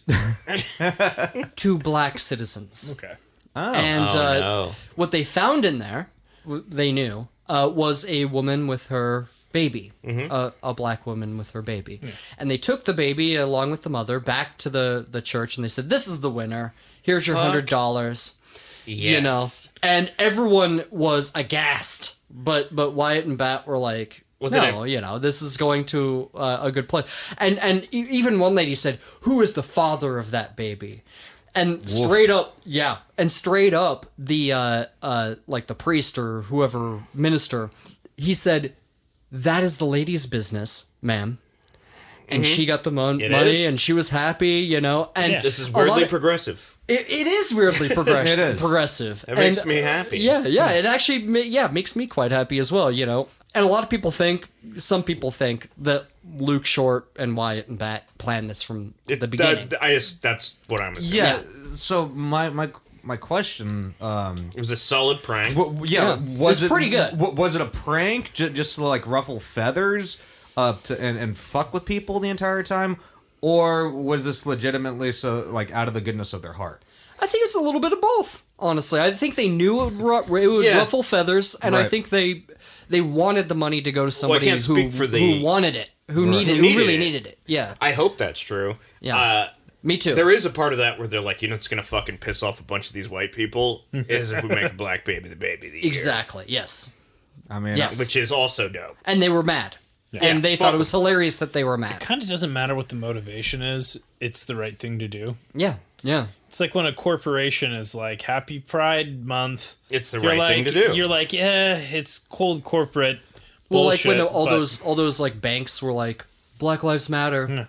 They were basically just saying, please don't burn down our building. Yeah. yeah. Or know. like when Sony during Pride Month, Sony will do the whole like rainbow Yeah. Oh yeah, and everything. all those companies that do that. Oh, they all do. Yeah, they all do Yeah. it. But are you like gonna not do it? Yeah. Yeah. Your hands are tied. Yeah. Then you're the company that didn't do it. What I'm trying to Which say, is even worse. Yeah. what I'm trying to get at, dear listeners, is that I am the only Mexican on this podcast, and I could use $100. Yeah. Yeah. Do the right thing, He really could. por favor. If you want to be a patron. No, I'm kidding. It was also sort of around this time. Again, I'm kind of going out of order with some of these Dodge City stories is what I'm sort of considering this section of this story to be. I'm going a little out of order. But the marshal at the time, he had done some wrong in another town. And he wired Bat to come help him. Otherwise, they were going to hang him. And Bat, being the loyal man he was, he went and saved him. And he wrapped him up in a blanket and put him in the back of a wagon. And the thing was the guy had killed a soldier. And General Sheridan was mad. And he wanted this guy. And so, like, there were, like, these troop checkpoints, right, that he had to make it past. So, like, he has this wagon with this guy wrapped up in a blanket in the back. And the soldiers stop him, and they're like, "Hey, what's back there?" And he goes, "Oh, my brother just died. I'm gonna go bury him." Like, "What'd he die of?" And he goes, "Smallpox." And they run. Oh yeah, they run away. Yeah, and he was able to that was a get him out solid of there. move. Yeah, and it really displays like Bat's loyalty to literally anyone that was ever good to him. Yeah, that's how he was. Even if they were a shitty person like the Thompson brothers, he never forgot a favor. You know what I mean? He was almost loyal to a fault. He's like a Mandalorian. Not a Jedi. I completely forgot about the Thompson brothers. I didn't. I'm going to tell you about the Thompsons. Now, were the Thompson brothers also twins? No. No. Oh. They were the ones that were like, they were English born. Yeah, Ben and Billy. Yeah. I mean, I was making a Tintin. Yeah, Tintin. You're making a Tintin reference? No, the Thompson Twins is a fucking band from the 80s from England. Oh. That's what I was getting at. Of course it was a music thing. God damn it. Yeah. We're idiots. Yeah, no, I don't get it. It's alright, fine. Fuck you, I'm gone. Were they Led Zeppelin or the Beatles? Are there other bands? What about the Stones? Stones. The Stones. Okay, there's 3 bands. Angel. Yeah. Anyway. Now I'm thinking of Enya now. I love Enya. Okay, 4 bands. Yeah. Anyway. She owns a castle. Yeah. Of course she does. Yeah. In Scotland. She lives by herself. We need that Enya money. In a tower. In a cow. There's another story that was kind of a big deal in Dodge during this time. It was the killing of a soiled dove called Dora Hand. Now, her real name was Fanny, and she roomed with another woman, also named Fanny. And the thing was, she was very beautiful. UK or North American Fanny?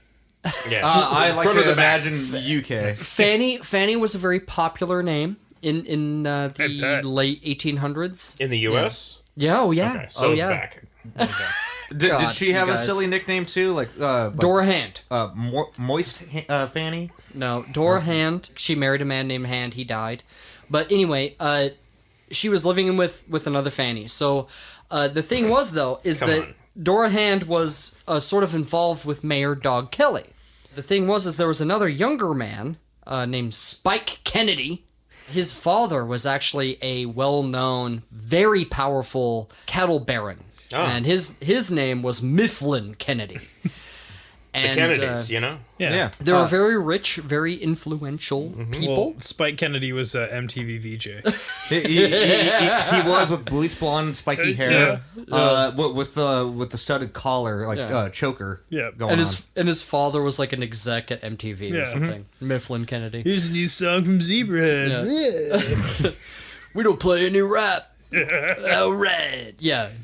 Look at this fucking Nickelback or some shit. Yeah. Anyway. Something from the late 90s or the 2000s. Now we're going to play some real punk rock. Here's Creed! Yeah. I thought you were going to say Avril Lavigne. Well, the originator of punk rock, Avril Lavigne. The inventor. There was a lot of tension between Mayor Dog Kelly and Spike Kennedy because they were both in love with the same woman, right? And really, honestly, Spike Kennedy didn't really have any shot with Dora Hand. And so he got really drunk one night and ran to this... It was like a back room. And sometimes Dog Kelly, he rented out this back room so he could live closer to his job. But his real home was kind of further away. Mm-hmm. And Spike Kennedy thought that night Dog Kelly was staying there. So he, drunk as fuck, ran by there and shot a bunch of bullets into this place. He didn't know that this night the Fannies were actually sleeping there. And a couple of bullets killed Dora Hand outright. You know what I mean? Totally killed her. Ugh. How did he take that? He didn't take it well, honestly, Spike Kennedy, and neither did Dog Kelly. He was chased out of town, and he was caught. Mifflin Kennedy actually bribed the law at that time. That sounds about right. Like a shit ton of money, and Spike Kennedy went free because of this. So the justice system, even though it was loosey-goosey in the Wild West, hasn't changed a whole lot. Well, the trick is to be very rich. Be very rich first. Exactly. Yeah. Just another case, of what did they call that? Affluenza. Yeah. Affluenza or privilege. I'm so rich I can't not get into trouble. Yeah. You can't take it away. Daddy, help me out. Yeah. In a lot of these books too, like the one about Doc Holliday, the author refers to the sex workers, the soiled doves, as whores, and it's hard to hear over and over again. It's like, dude, you don't have to say that uncomfortable all the time. Can you stop? Yeah. Yeah. It's written by Frank Reynolds.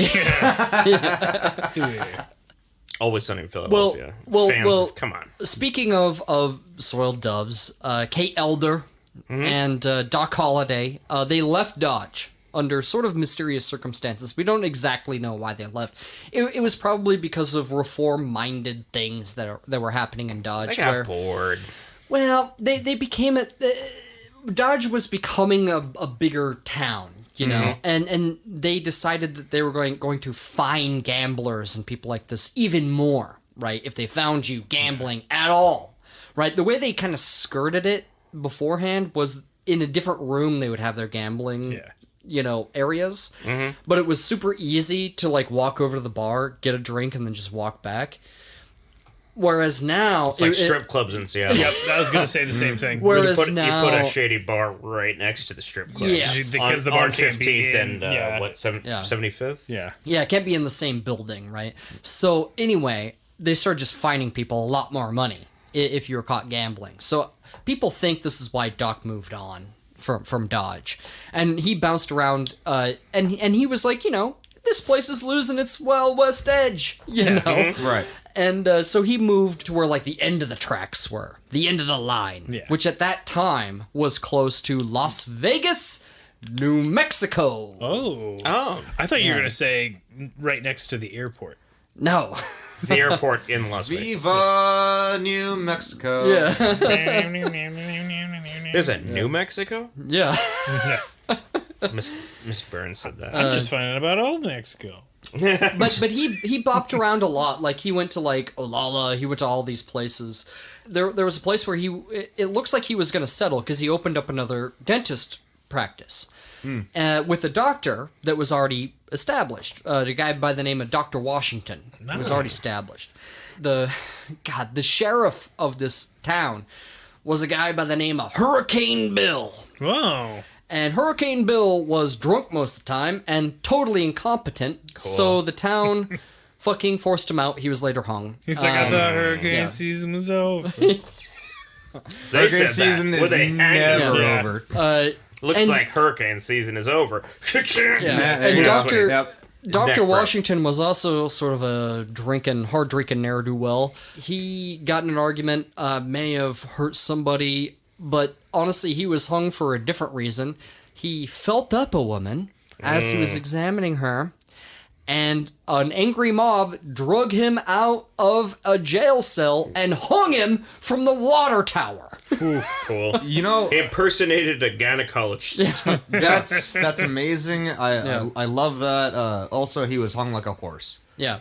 So when people are like, from the water tower. Cancel culture, it's like that, my friend. That is canceling. That guy was canceled. Yeah. He did something Classic horrible. cancel culture. He did something horrible, and that's what happened. He grabbed a woman, got hanged. Now I guess you can't grab women. Yeah. You're going to get hanged from the water tower. Yeah. There's two sides to every story. Tell it to God.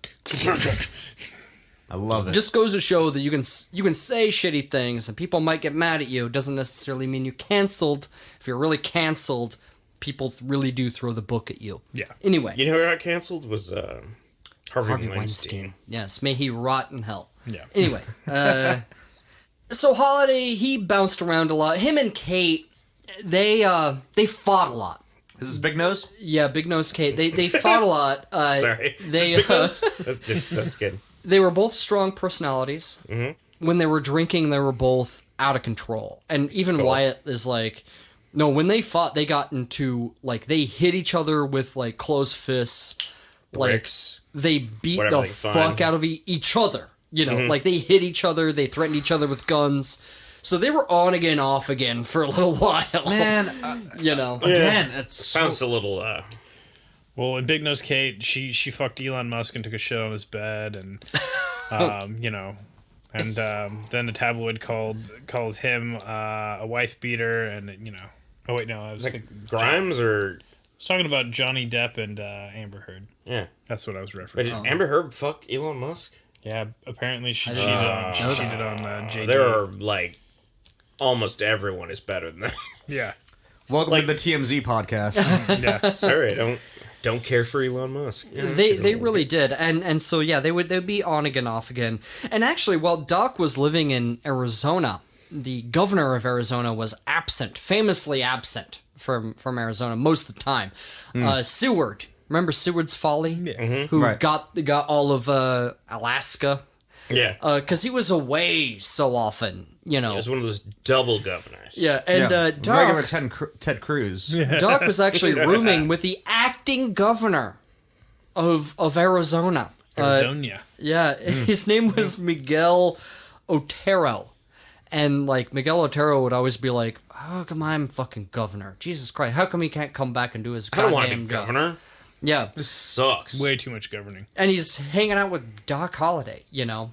And there's cowboys that are raiding through this place at this time. And we're really going to get into this next episode. But, like, the Southwest, like, in Arizona and New Mexico and into Texas, this is the golden age of the cowboys. I'm not saying cowboys in general, the cowboys. We're talking Curly Bill Brocious. These real fucking shithead motherfuckers. Yeah. We're going to really get into it next time. That's what they're close to. And the fact that Doc Holliday is staying with an acting governor is fucking nuts. Yeah. And by the way, while he's there, and the reason why he goes these places is because there's hot springs there that all these like consumptives would go to because it was said that it would help your condition. Not cure it, but help your condition. They'd go cleanse their bodies in the waters of Lake Minnetonka. Yeah. Exactly. Yes. But there was a lot of guys that came by. It is said that Billy the Kid was there, probably met and played cards with Doc Holliday. Mm-hmm. Also, Frank and Jesse James not only came to the what about Robert Ford? No, but came to the hot springs with Doc, but he also played cards and had a good time with Doc.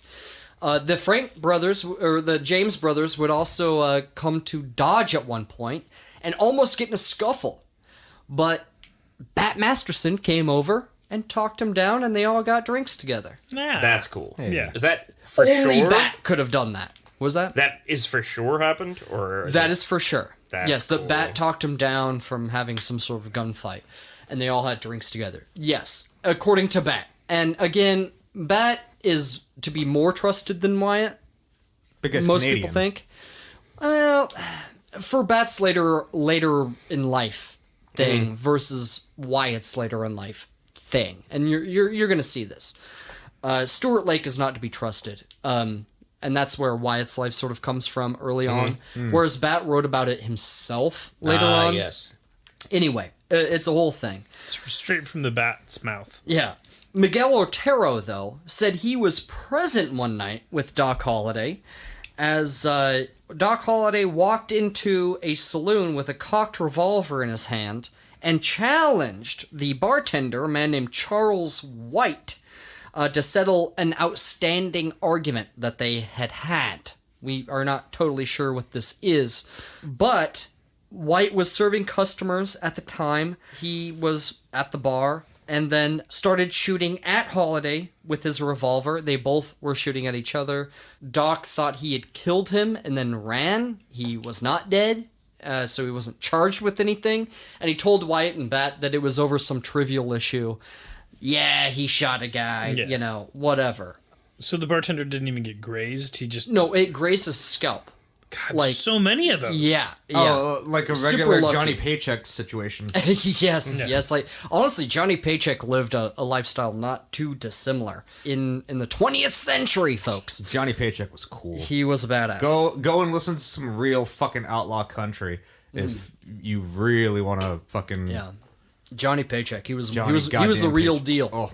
Now around this time also, the Santa Fe and Rio Grande railroads were trying to go into Colorado, but there was only one way to go through this specific point.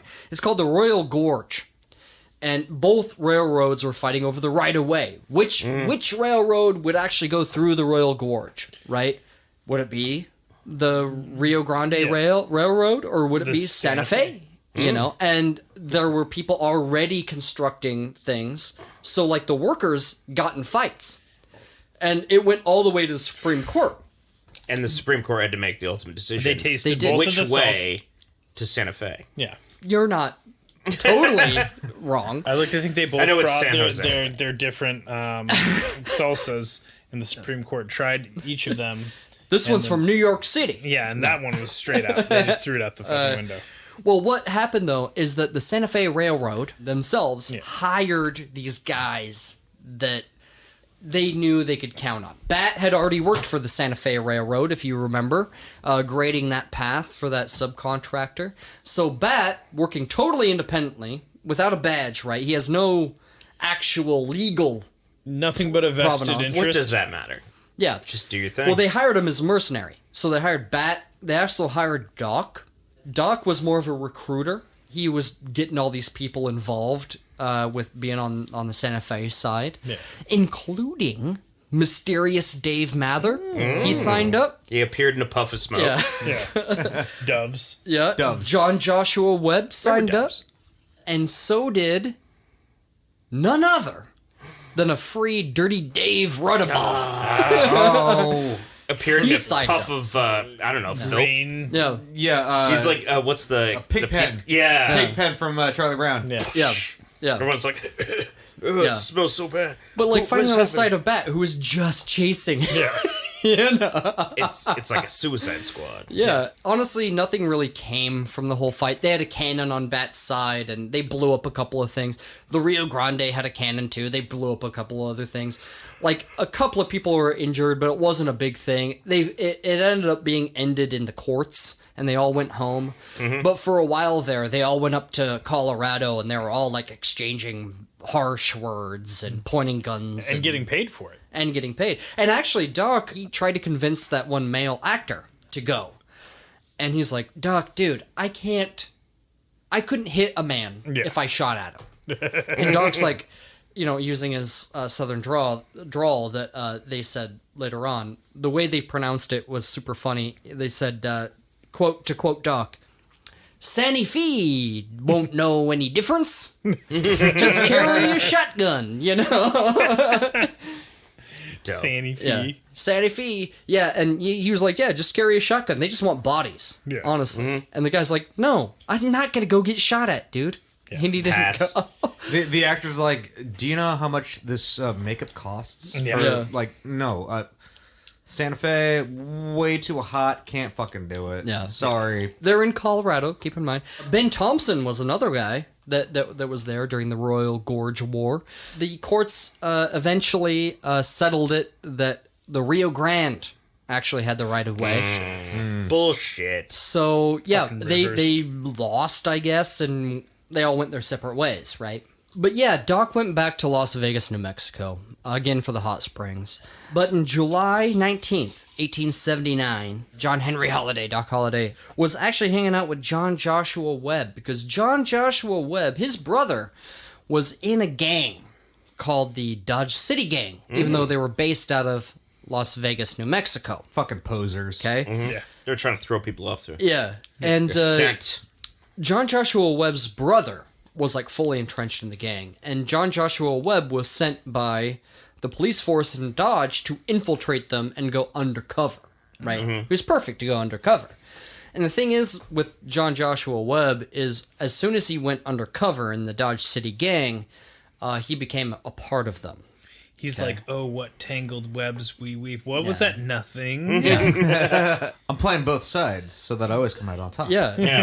Dirty Dave was a member of this gang. It's going to be hard to throw off the scent with Dirty Dave in the mix. This is before Dirty Dave joined up with the boys, with Billy the Kid, right? This is before then. Billy the Kid, who was an adult at that point in time. Well, no, he was a young man. Like all of these people. They're in their 20s. So John Joshua Webb joins up with this Dodge City gang. And the people that lead the Dodge City gang that is based out of Las Vegas, New Mexico, is a man named Hyman Neal. L'Chaim. Is that a nickname? Who went by Hoodoo Brown. Oh. That was his nickname. Hoodoo Brown. Just because he was Jewish and No. they thought that it was all like voodoo shit? I mean, maybe. I don't know how he got that name, Hoodoo Brown. Yeah. That's absurd. It's because he was in voodoo. Most of the time, if somebody had a name like Hoodoo, it meant that they were black. Yeah. Right. Not so with Hyman Neal. That's such a Jewish name. He may have had some Jewish ancestry, maybe some Russian ancestry as well. We don't really know. But the point is Hoodoo Brown was the coroner, and he was a justice of the peace in Las Vegas. So he kind of, Soapy Smith style, on a smaller scale, could sort of run the town. You know what I mean?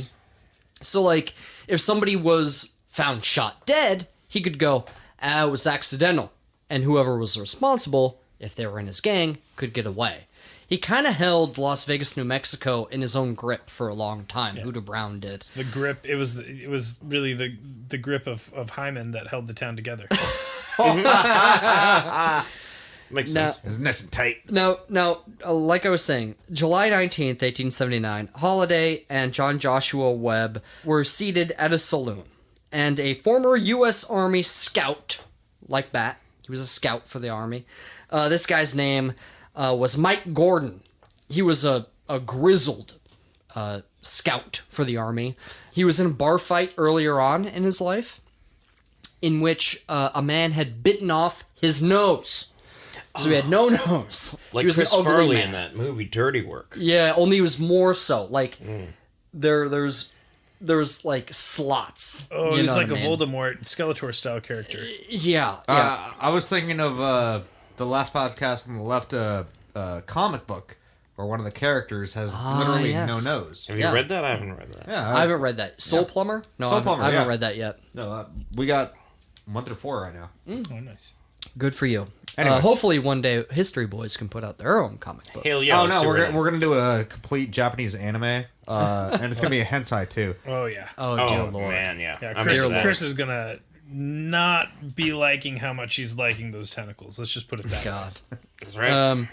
Well, but Mike I like Gordon... not liking him. Mike Gordon, being the gross man he was trying... Now, accounts differ, but as far as I can surmise, he was trying to convince a soiled dove that he loved and may have had a past with up to a room. And she didn't want to go. Probably because he was a weird, gross-looking guy. Yeah, and he was out of money. Yeah. And, And she was probably overworked. Like, well, she said no. A scuffle ensued. The guy was drunk. He started shooting. Doc just hanging out.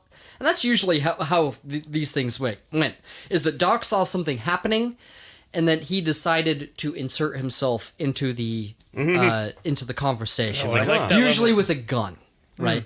So this guy's shooting. He's being an asshole, and Doc is like, "This guy's shooting. He's being an asshole," and he goes outside and he caps him. Whew. And the guy goes back to his tent. He doesn't die right away. He goes back to his tent. He's like, well, I guess I will be leaving for the night. And he is found. I'm just gonna sleep this hangover. Yeah, he's found the next morning dead from Yeah. a gunshot wound. Considering that the Justice of the Peace and the coroner is Hoodoo Brown and he's friendly with Doc Holliday, they find that he is in no fault with any of this, even though Doc most certainly did this. He's like, I fired a gun at him, and then he went home and went to bed. I don't understand how it's connected. Yeah.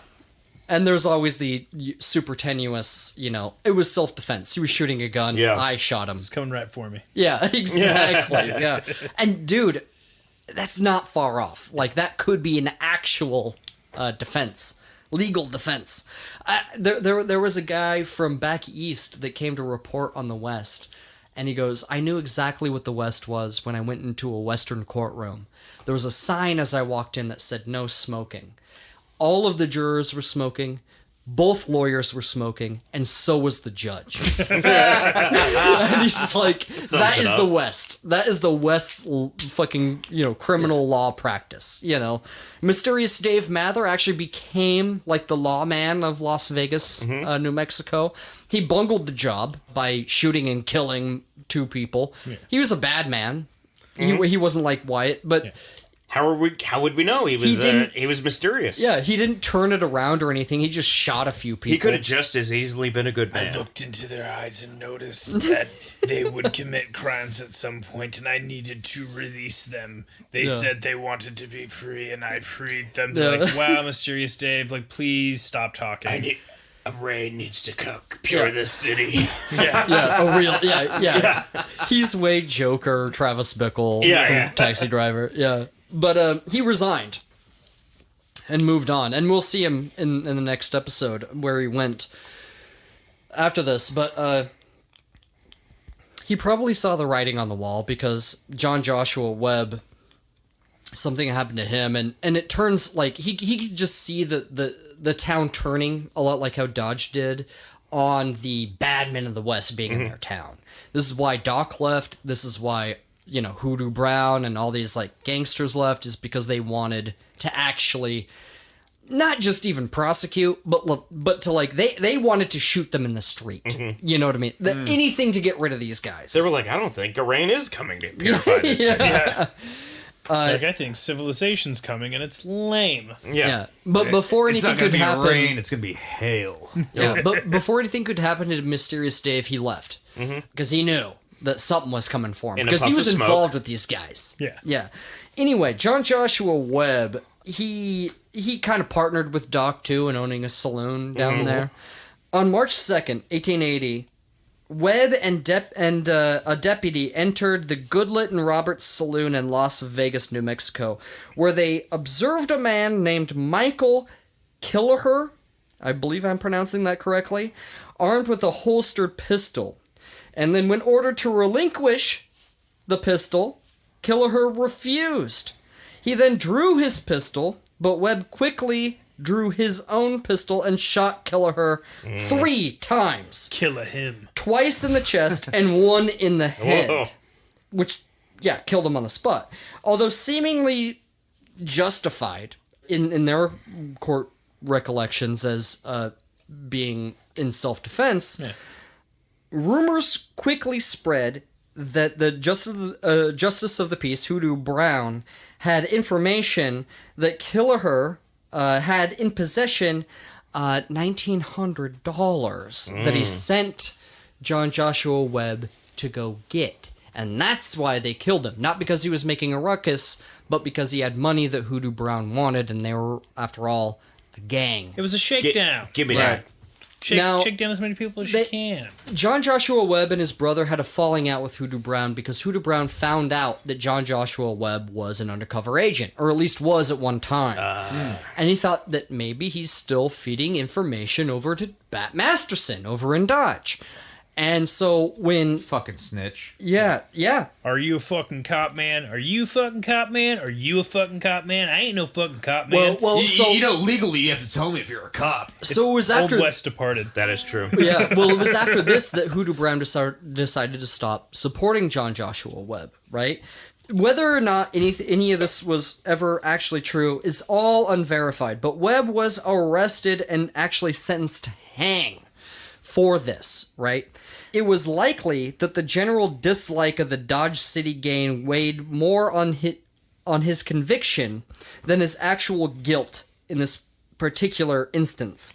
However, on April 30th, 1880, Dave Rudabaugh and a man named John Allen burst into the jail and freed Webb.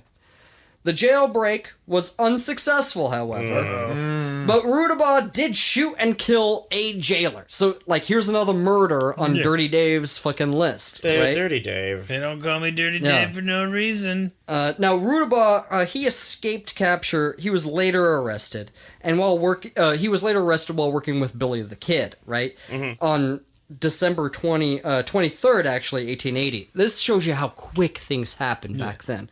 Now, Webb's sentence was later commuted to life in prison, and he and Dirty Dave were actually held in the same jail. So, once all this happened, they still had, John Joshua Webb, and then Dirty Dave left, and he was captured again, and they were both, like, sentenced at the same time, Determined to escape, though, Dirty Dave and John Joshua Webb and two other men named Thomas Duffy and H.S. Wilson attempted to shoot their way out again of prison in September 19th, 1881. How do they shoot their way out? Do they just give them back their guns? Well, they were able to acquire guns. It's really not that secure. But Back in those again, days. It was obviously snub-nosed revolvers that somebody shoved up their asshole. And that's how they got it. They shoved it up their asshole, then they ate a whole cake, then they shit out the cake with the gun inside, and But then they gave the weren't- shit cake to him with a nail file. Yes. That they makes weren't perfect sense. successful. Or Though. something. They weren't successful, and Thomas Duffy was killed in the melee. Now, 2 months later, though, Dirty Dave and Webb and 5 others chipped rocks from their jail wall and successfully escaped. Dirty Dave and Webb fled to Texas, then on to Mexico, where they separated. Now, Dirty Dave, he had a thing that happened afterwards. John Joshua Webb sort of drifted throughout the West. He actually changed his name because he was wanted to Samuel King. And he was actually working for the railroad. He moved to Arkansas. He died of smallpox just a year later in 1882. That blanket April was 12th so soft, of 1882. So yeah, that's what happened to John Joshua Webb. Like, he was this respected lawman in Dodge City, was sort of hypnotized by Hoodoo Brown and Dirty Dave, and then had this spree with Dirty Dave and like the Dodge City gang. Did Hoodoo Brown have like a staff with a snake on it? No, Yeah. no, he didn't. He didn't. He was a white man. He was a No, I white know. man. I didn't say he wasn't. He was heavily appropriating from other cultures. Yeah. Let's Yes. just make that clear. Big fan of Jafar. Now, Dirty Dave, just so I don't have to cover it in the next episode, when he went to Mexico, he at first was going to lay low, and what happened was he eventually got in another argument playing cards in Mexico, ensued in like a short gun battle, but they caught Dirty Dave, and they cut his head off, Nice. put it on a pike in front of town, and said this is Dirty Dave. I thought they smelled bad on the outside. He did not meet a good end. They cut his head off. By the way, there's a picture that goes around of, quote, Dirty Dave. That's not a picture of him. It's not. shit. The only confirmed pictures of him are 2, where it's straight up these Mexican authorities holding his head in their hands, and they're easy to find, but it's not like if you were to Google it right now, the picture of him in a small sombrero that comes up, that's not actually him. That's a whole other story of a guy that went into a shop and He's like, thought, I'm Dirty Dave. yeah. Bullshit. He thought it was a bunch of pictures of all these Wild West outlaws. He's wrong. Well, anyway, it also didn't help that photo was taken in 1986.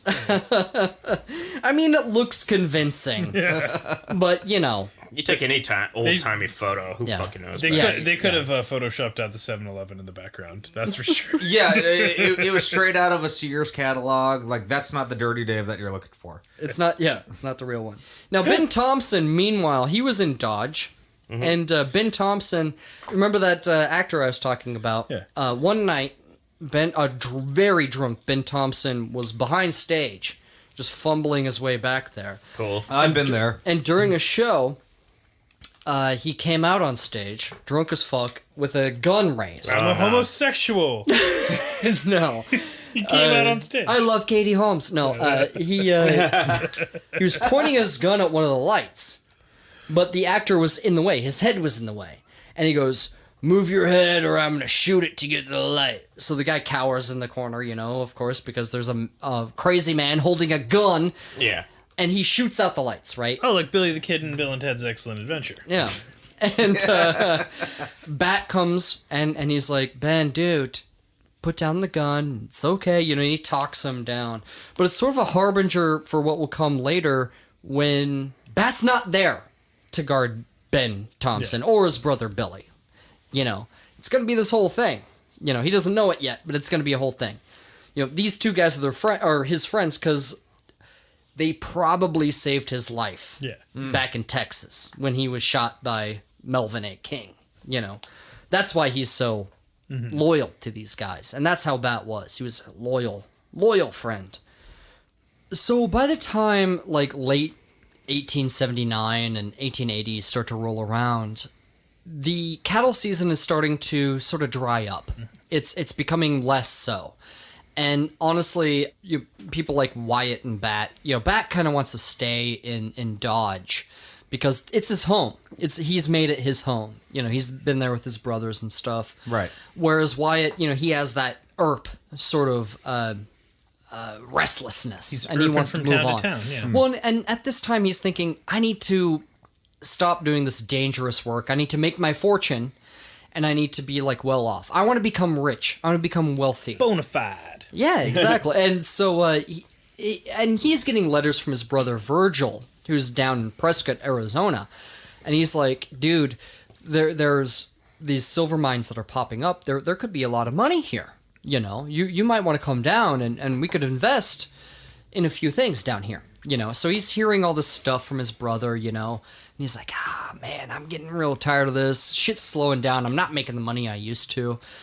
And so he's thinking about moving out west to Arizona with his brother. Bat, he runs for sheriff again, and he loses. The reason why he loses is because there's a rumor that goes around that Bat is either embezzling a lot of money he's getting, or he's using his office for nefarious deeds, right? Now, Bat never responds to any of this during the campaign, and the reason why he doesn't is because he thinks that the normal voter of Dodge will realize how ridiculous this all is and still vote for him. Yeah. After all, he is the guy that has really cleaned up this town. Right. Because these cattle barons are now instead going to places like Nebraska. It has a lot to do with Bat and the way him and Wyatt used to do law in Dodge, but it has more to do with grazing lands and how they're sort of depleted over time, and how there's more of those further north in Nebraska for him to take advantage of, or for all of them to take advantage of. So they end up doing that, and it puts an economic chokehold on Dodge, basically just as Bat is voted out. Yeah. So a badgeless Bat now finds himself sort of like Wyatt, wondering what to do next. Batman no more. Well, in 1880, it was a close election, by the way. Well, no, this election was not close. Bat lost by a lot. There was a guy that was there's a lot of violence going on. Even though that gun violence has gone down, this is still the wildest city in the West, and we still need to do more to combat these things. Through all these factors, Bat loses. One of his friends in 1880, Mr. Ben Thompson, he asks Bat for a pretty big favor. And again, he doesn't have any badge. He has no jurisdiction to do any of this. But he goes, hey man, my brother, Billy, who's more of a trouble, right? Yeah. You guys remember? He's in some trouble in Oglala, Nebraska. Turns out that Billy Thompson had an argument with a bartender in Oglala, Nebraska. And Billy Thompson came back with a gun and blew the guy's fucking fingers off of his hand. Oh, like Taxi Driver. Yeah, straight up like Taxi Driver. Blows off his thumb and a few fingers, and off of his left hand, and the guy comes out with a gun, in his right hand, and there's this whole thing.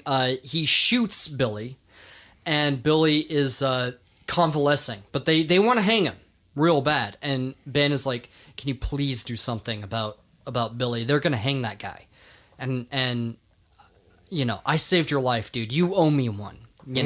According to some stories, it was Ben that saved his life, and that's why Bat goes out. And there. Bat Masterson is the Chewbacca with all these life deaths. I guess everyone likes him. He can do no wrong.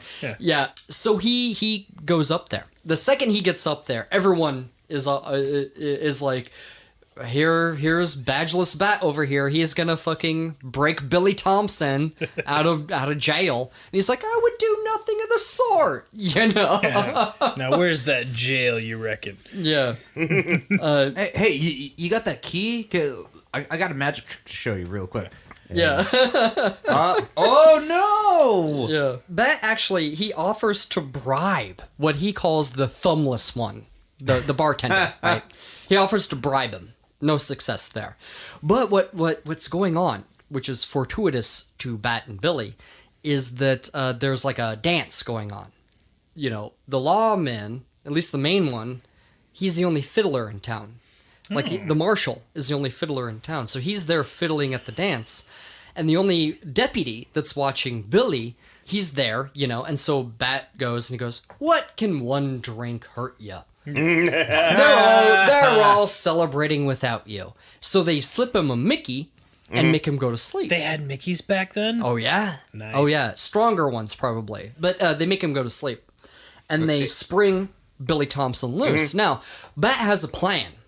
And it's a wild plan, gentlemen. It's a wild plan. Because further north, he knows a guy. He's friends with a guy. Maybe you've heard of him. A Colonel Buffalo Bill. Cody.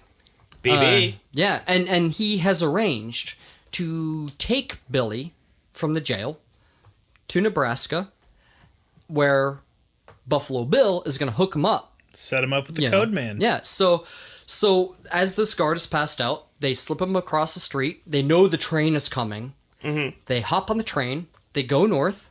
They slip away before anyone can know. And they make it to a bar where Buffalo Bill is. And Buffalo Bill, he's telling a crowd of people, stories from the crazy times, his Wild West times. And honestly, he deserves his own treatment of, the Wild West according to Buffalo Bill. While Buffalo Bill... Oh, sorry, go ahead. Oh, no, you go.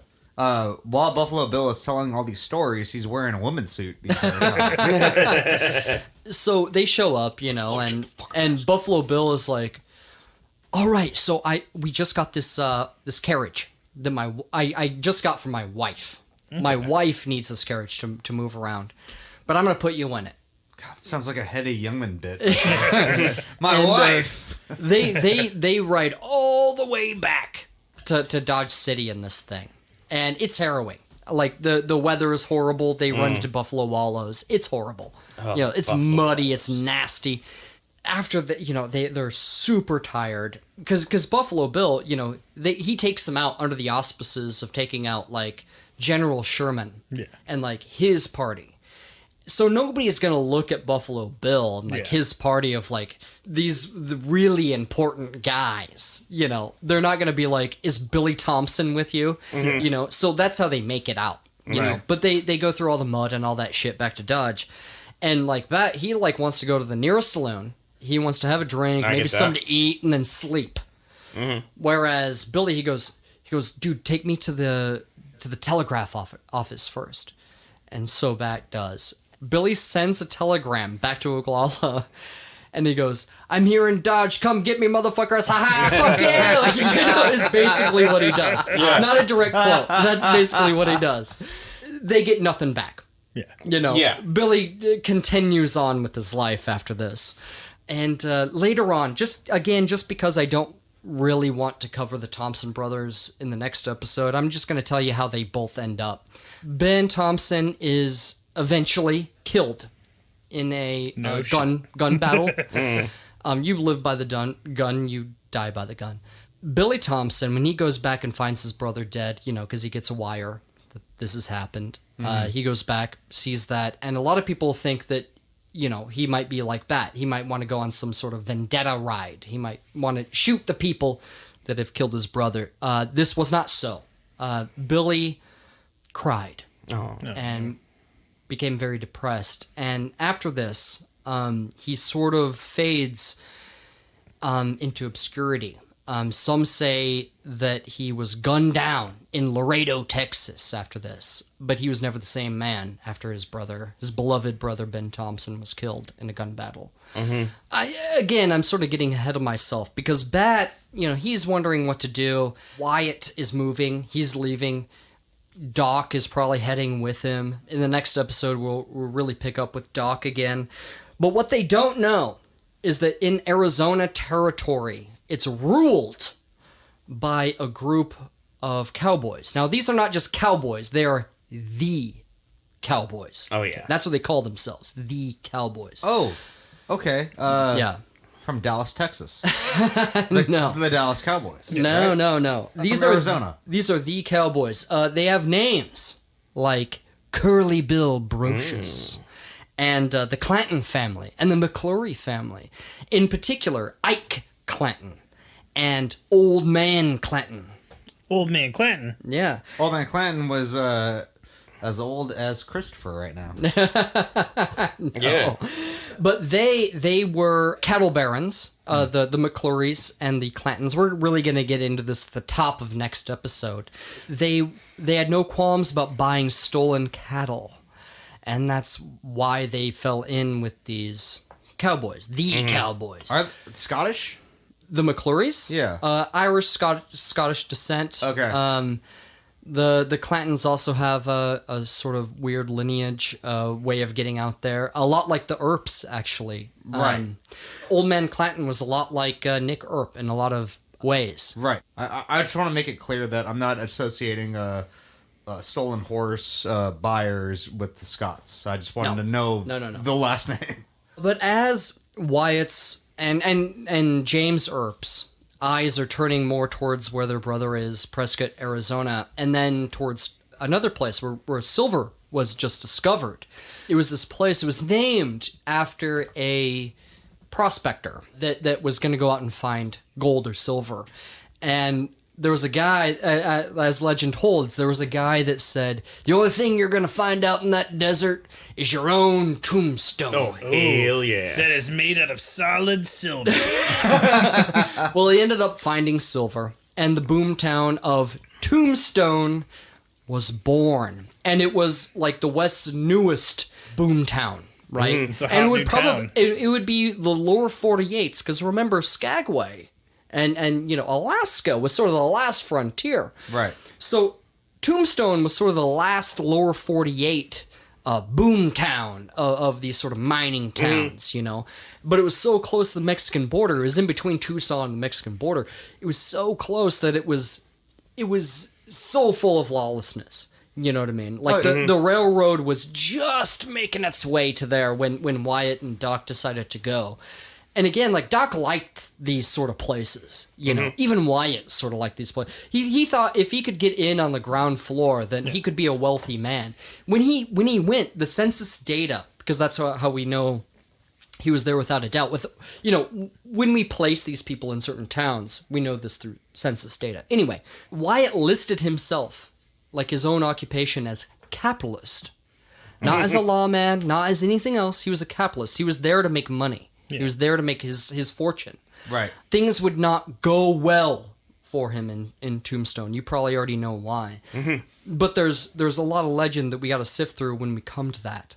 But it was that look out west that would seal his fate within the Wild West sort of lexicon. And with that, ladies and gentlemen, and dear listeners, is where we're going to leave you for part 4 of Wyatt Earp's Wild West. Hell yeah. Episode 4. Yeah. Yeah. And we're just going to read the screenplay from Tombstone.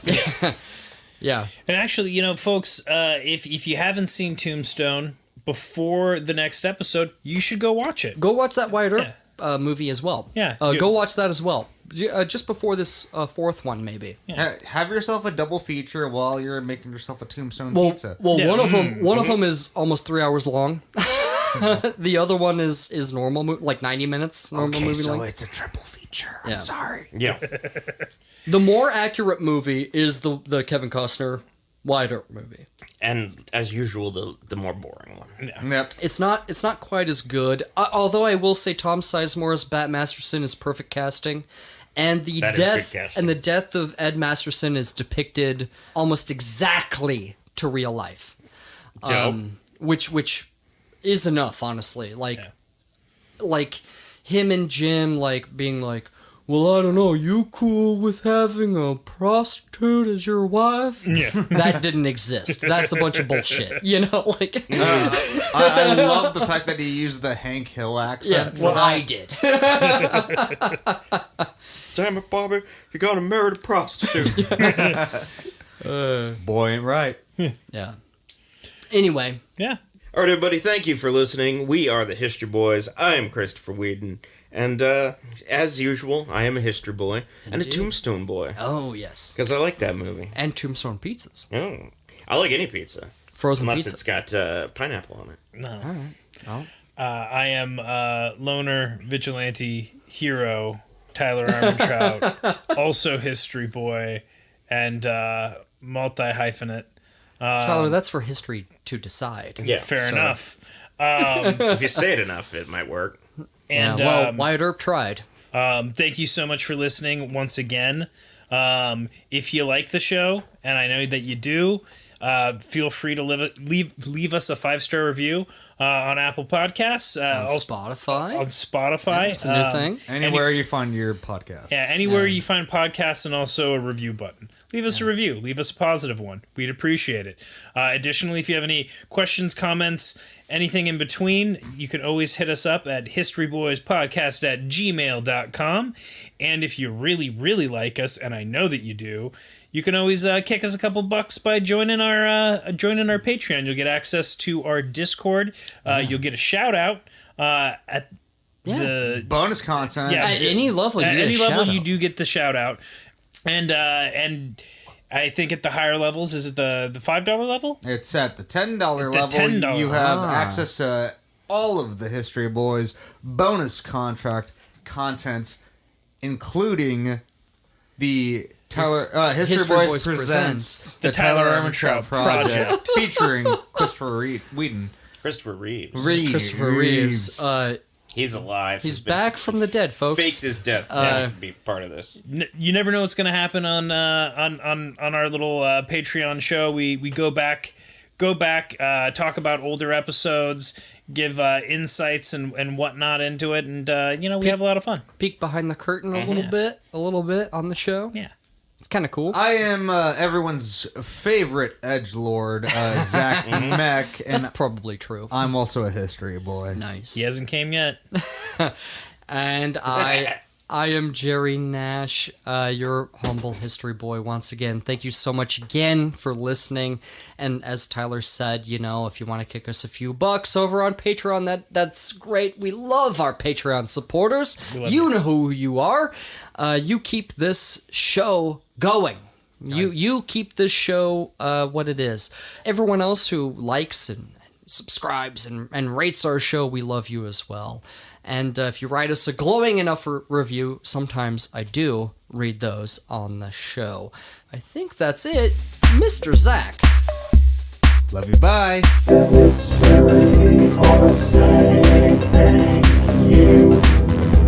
We've had a lot of fun. We'll see you next time. Or I guess we won't, whatever.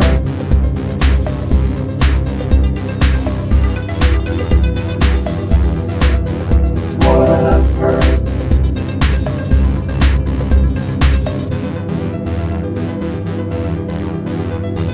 Bye.